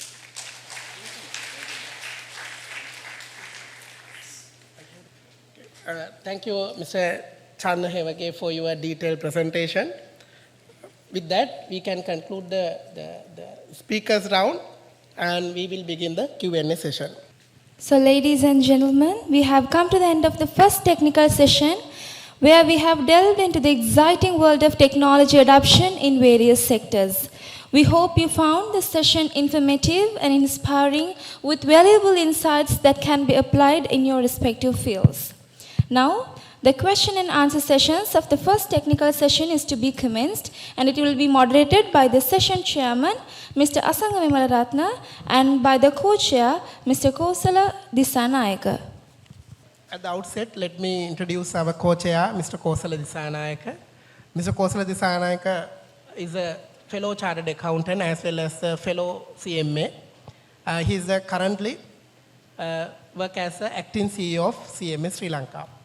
Now, let me ask first question, Ms. Mahesha, from you, because it's always say ladies first. So, Ms. Mahesha, you spoke about digitalization and digital landscape lot. So, digitization is a process. How important it is for a company to go through the process of digital transformation? What's are your, inputs? So let me first say there are three words. So there's digitization, digitalization, and digital transformation. So these three words are kind of interrelated, but have different meanings. So if we say digitization, it is just converting something physical information into digital. So from the similar examples that I brought in earlier, if a physical signature is changed to an e-signature, then it is digitization. So digitalization is where you change a process to improve efficiency and productivity of that entire process. So again, from the financial sector, if I bring it, if a loan approval process or a credit card approval process is changed from a physical process into a digital process, then it would be digitalization. And then we have the next step of it, where we call it digital transformation. So this is about adding value. So that is where the whole process, the entire organization converts into digital. So like the digital first approach, which I mentioned, where the customer onboarding, then the customer engagement, customer management, the entire process is in digital. So why a company should go, so it could be a step-by-step process. It could go digitalization and digital transformation. But why a company should go into this process? First one is because it would definitely add to serve the customers better. So this whole thing we are talking about serving customers, giving a better customer experience. So we saw in that video where customers have multiple requirements. They need different access points, they need different control, they need to be able to have seamless process in terms of payments. So that is one where a digital transformation can serve the customers better. Secondly, as a lot of the speakers brought in, there is a huge amount of data. So this gives possibility for data-driven insights. So again, by giving data-driven insights, the organization, whether it's a bank or it could be any other organization, can give that a personalized experience or a personalized product or a service to a customer. So that is the second point. And thirdly, again, the digital transformation journey will help any organization to save on cost, because it is all about value addition and changing its processes to, so you have from brick and mortar models, a bank will not need that amount of branches. So you're saving cost. And then, a lot of the processes will be digitalized. So again, you will not need that much of human intervention. You remove errors. So likewise, there is cost saving. So those are the 3 points. Yeah, thank you. Thank you very much. Mr. Kosala, yeah, over to you. Yeah, I consider this a timely conference on technology because everybody talking about that. I think a lot of speakers that enlighten the various ways of that, how we transfer technology to our lives. And we are full of our brain and our head and full of technology systems and areas. We are talking about it. What I want to ask you from Mr. Hevage, you said that you are really working on the manufacturing area. In Sri Lanka, not much of our companies are using AI technology, right? I'm sure that there will be a lot of barriers to that. Can you enlighten us that what kind of barriers that we have, because we have to sort of tell them that any simple way or any other ways that they can get into the technology, and also the advantages and maybe cost savings and all that, then only they will attract that do that. So can you elaborate on that, please? In Sri Lankan context, especially I see the gap between the skilled labors, where it's a basically, as I said, let me to quote in this way. So in 15 years back, IBM developed a machine. Anyone heard Gary Kasparov? He's a all-time chess champion, right? So he's the 7-time champion. So he's one of the best chess champions in the world. So there was a program where Gary started to start a game with a computer. The first game is a movie, right? You can watch. It's an actual incident. Then when it come to the second time, computer gathered his pattern. Then Gary was very difficult to beat. Third time, he was beaten with that particular tech machine. But that time, I'm not with that, but that time IBM decided to scrap the project because they think it's challenging human mind, right? So it is not so, but after 15 20 years, now AI is back with us. Now it's our doorstep.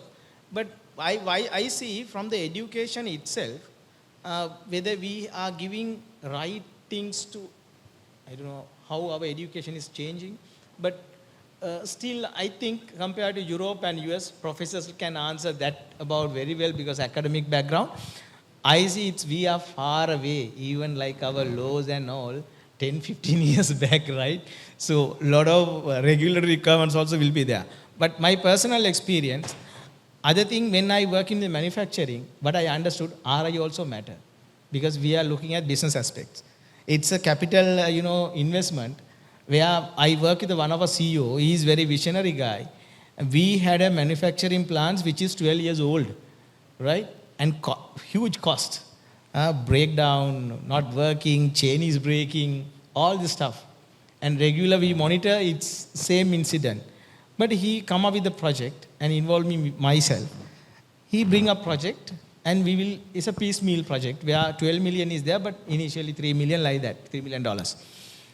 But what board look at, it could be different reason, right? But they could be different reason because Canadian board is looking at different way and they didn't do that, right? So end of the day, some of the productions, as I said, our CTC was very high in Sri Lanka. If you are compared to India, Bangladesh and Pakistan, our CTC is very high, right? So when you are having a labor incentive productions, so obviously it's a challenge. So I would say a skilled labor, and the second is ROI, because business looking at that. The other thing is, very importantly, leadership. You need to have a transformational leadership where you need to get the challenge. Where I question everywhere whether we have the leadership to get the challenge. Right? So I look at only these three things straight away. Thank you. Thank you. Thank you, Mr. Chandra. Professor Ajit, you spoke about frauds and you talk about struck with even. Can you provide an example of how AI is currently being used to detect and prevent financial fraud? Thank you. Thank you, Mr. Asanka. I think a very insightful question, as usual. So, there are different ways that it could be used, technology. Like, now for an example, as I elaborated in my presentation as well, now image scanning technology has been used to apply to signature scanning. So now to see whether the signatures are authentic.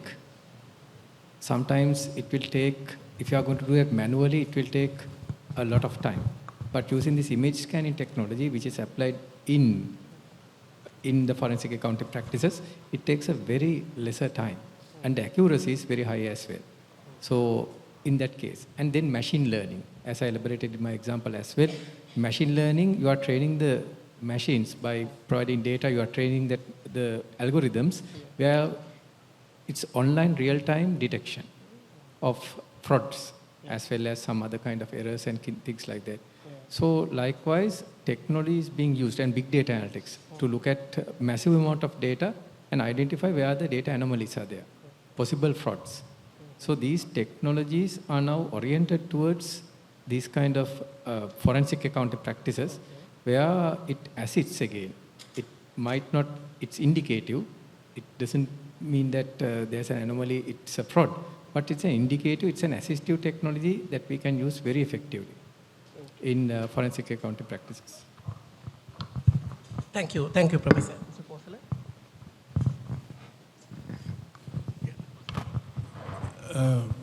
I will ask Professor Disanaga. We want to find out regarding the technology, how can we sort of adopt to the education system, properly. And you are talking about online education, and you said that you are done away with that online education also. But of course, at the moment, all the people are using Zoom and various ways of doing that, and it has helped us, right? And we were talking about that, to develop and increase the usage of that. But you are talking about the other way. But why you are saying that we should not use that, and rather than that increase in technology? Rather, it's I did not mention not to use technology, but you have to use technology within the well-defined value chain. So in the value chain, you get what you call the Lorden and Lorden, very famous characters in MIS. What they said was, if organization wants to get the competitive advantage, which is in return of ROI, customer satisfaction, employee engagement, all these things, it should be socio-technical system.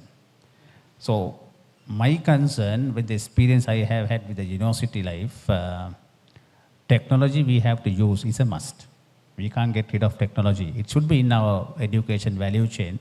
However, we need to invest heavily and seriously on the social aspect. In terms of social aspect, now I agree to what Ms. Mahesha said.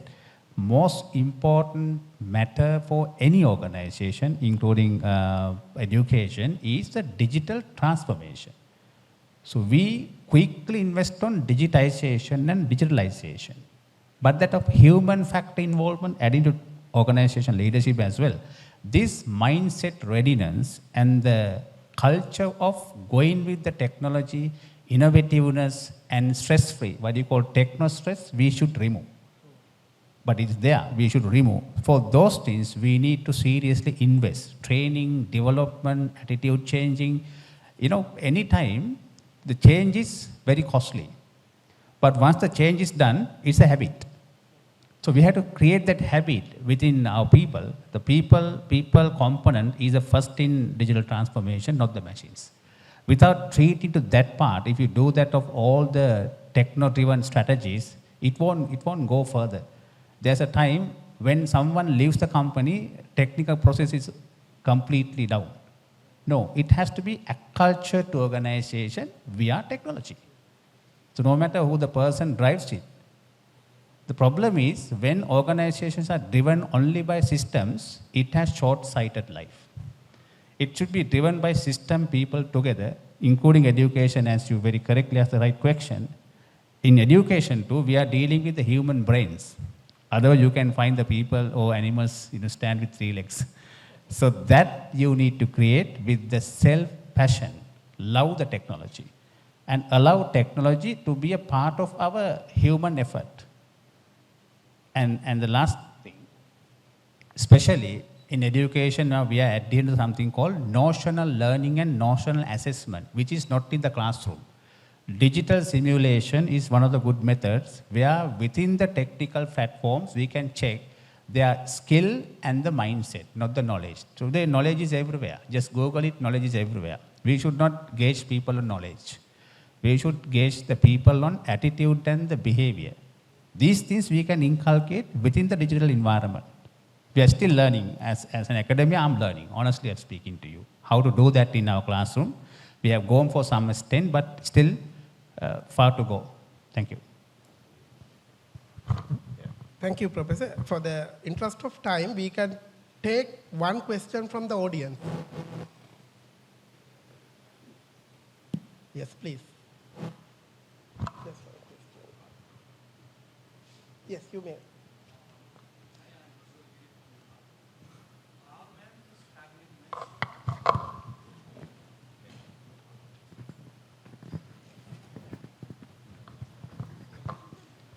Hello, I'm Ujjwal Giri from Nepal. Our ma'am has just mentioned about the blockchain technology.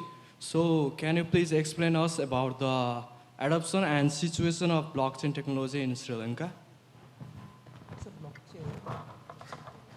Come again, please. Can you please explain us about the adoption and situation of blockchain technology in Sri Lanka? Adoption in Okay. So in Sri Lanka, it is not to the level where it should be, whereas we do have certain companies that accept cryptocurrency, and there are certain companies that are using blockchain technology, but not at the level that we would want to be. So that is where I recommended that the banks still haven't gone into the blockchain KYC, but there is certain progress being made where the central bank has got a committee working on that. There's development on how, progress made towards that, but I would say not to the level where we want to be. Can you explain about the impact in accounting profession? The impact of blockchain technology right now here in Sri Lanka? In accounting? Yeah. So I think I might be the suitable person to. Yeah, you can go. So yes, actually we use that in accounting systems, particularly now in governance in my area. we are trying to adopt that, and it's adopted to a certain extent, where we communicate the board decisions to the shareholders. Because in that case, now in a blockchain, you cannot manipulate that. So it's like if you are to manipulate, you have to manipulate the entire blockchain. So the decisions are taken and decisions are communicated as it is. So the voting as well as the decision making, we are trying to use the blockchain analysis. And when it comes to that's governance, which I covered today, then when it comes to accounting, it's an area that we can use very well in auditing as well as in accounting, because the accounting information that's generated by the organization, when it's going to be communicated to the stakeholders. So the blockchain technology could be used, a distributed ledger system could be used, and manipulations can be minimized, where the hackers wouldn't be able to hack that system. If they want to hack, then they have to hack the entire blockchain, which is not able. So therefore, both in accounting and auditing, we can use that very effectively to communicate information, particularly in external reporting purposes. So that's been explored. And also, in governance aspects, it's being tested, as I do understand. In fact, we did a research, and in fact, that student is doing a research with me, that we looked at the adoption of blockchain technology in the financial industry. I have to agree with Ms. Mahesha 100%, it's at a very low level.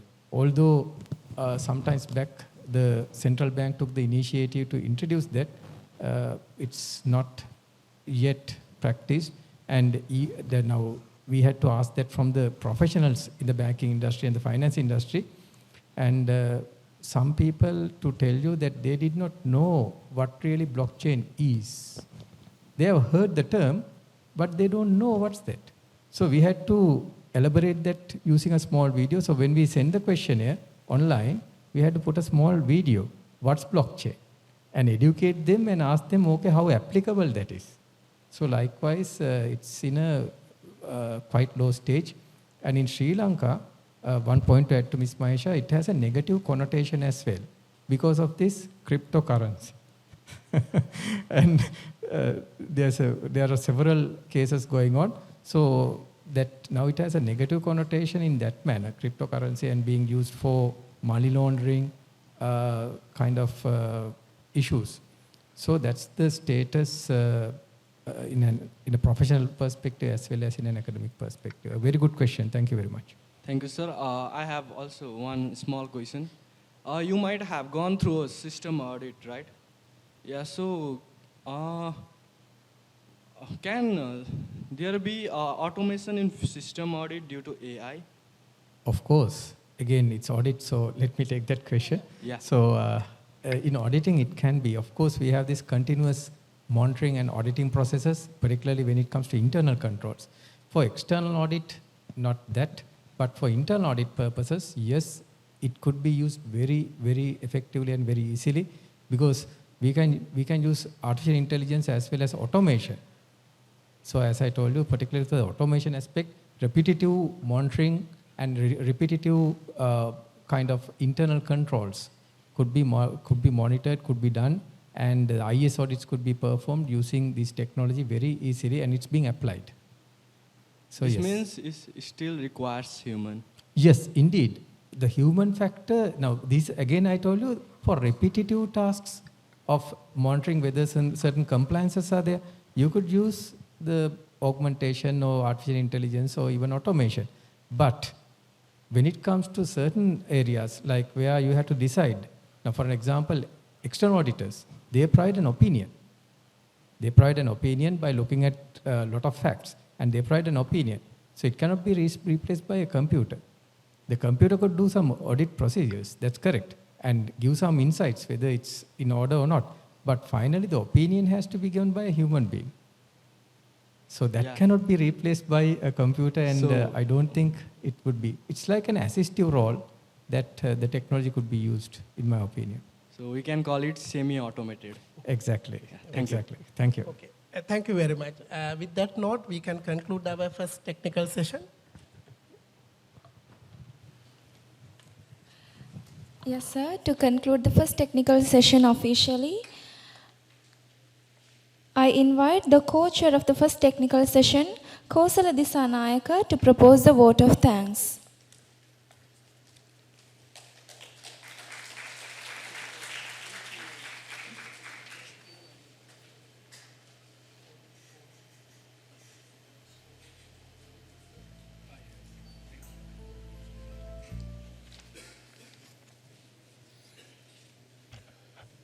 It is my pleasant task to propose a vote of thanks. Especially we have a very good session I thought of. We got really examples and elaborations and everything that, in the AI area. I think I have learned a lot of things that, and also the way that they adopt these things and also they use various areas. I think we have all learned on that basis. For that, I think our panel is really helpful for us to elaborate you. Starting with our own Asanga, thank you very much for conducting this whole thing in very proper manner and also very elaborate manner that, people are really at it on that basis. And also, the Professor Ajwad is there and Professor Disanayaka is there, Ravi Disanayaka, and Mr. Hevage is there, and also Mr. Abe Surya, Mrs. Abe Surya, Amara Surya, Mahisha Amara Surya. All have contributed immensely, and all have touched on various areas like either banking or manufacturing or various universities area or maybe company systems and all that thing. So there are areas that, we haven't even thought of that, we can introduce AI and those technologies. So thank you very much for elaborating and knowing us that, these are the areas we can work on that. So we will look forward to hear you from you even in the future, right? Thank you very much for all that.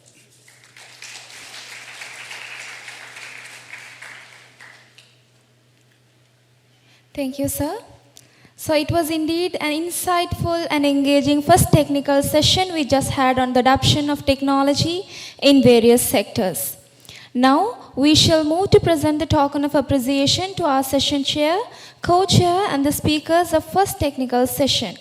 Hence, I invite the President of CMA Sri Lanka, Professor Lakshman R. Watawala, and the council members to the stage to present the token of appreciation.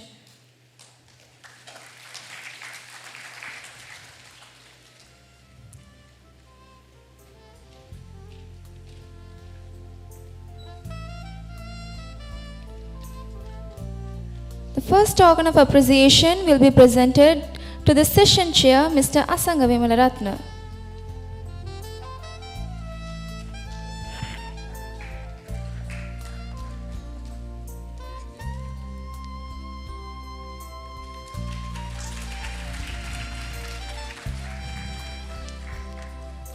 The next token of appreciation will be presented to the co-chair, Mr. Kosala Disanayaka.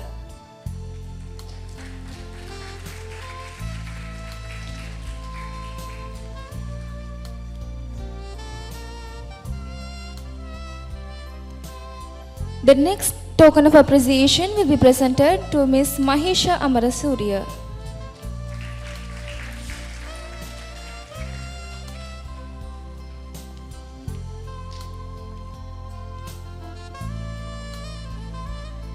And the next token of appreciation will be presented to the Professor Roshan Ajwad.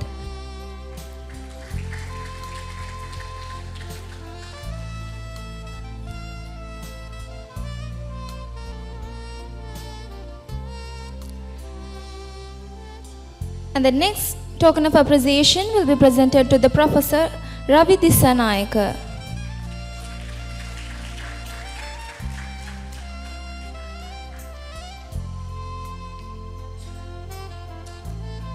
The last but not least, the last token of appreciation will be presented to Mr. Shanna Hevage.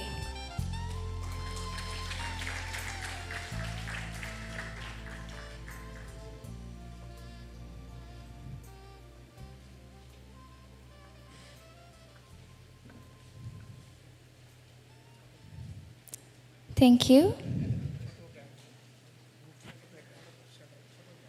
Now we are moving to the official photograph of the first technical session with our President of CMA Sri Lanka and with the council members.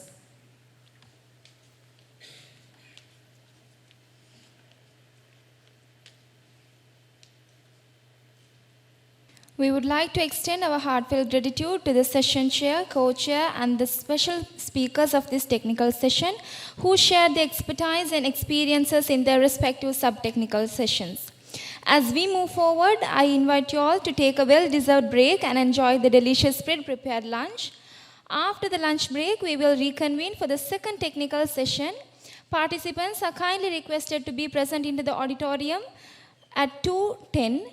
Enjoy your lunch, and we will reconvene shortly to embark on the second session of this remarkable conference. Thank you.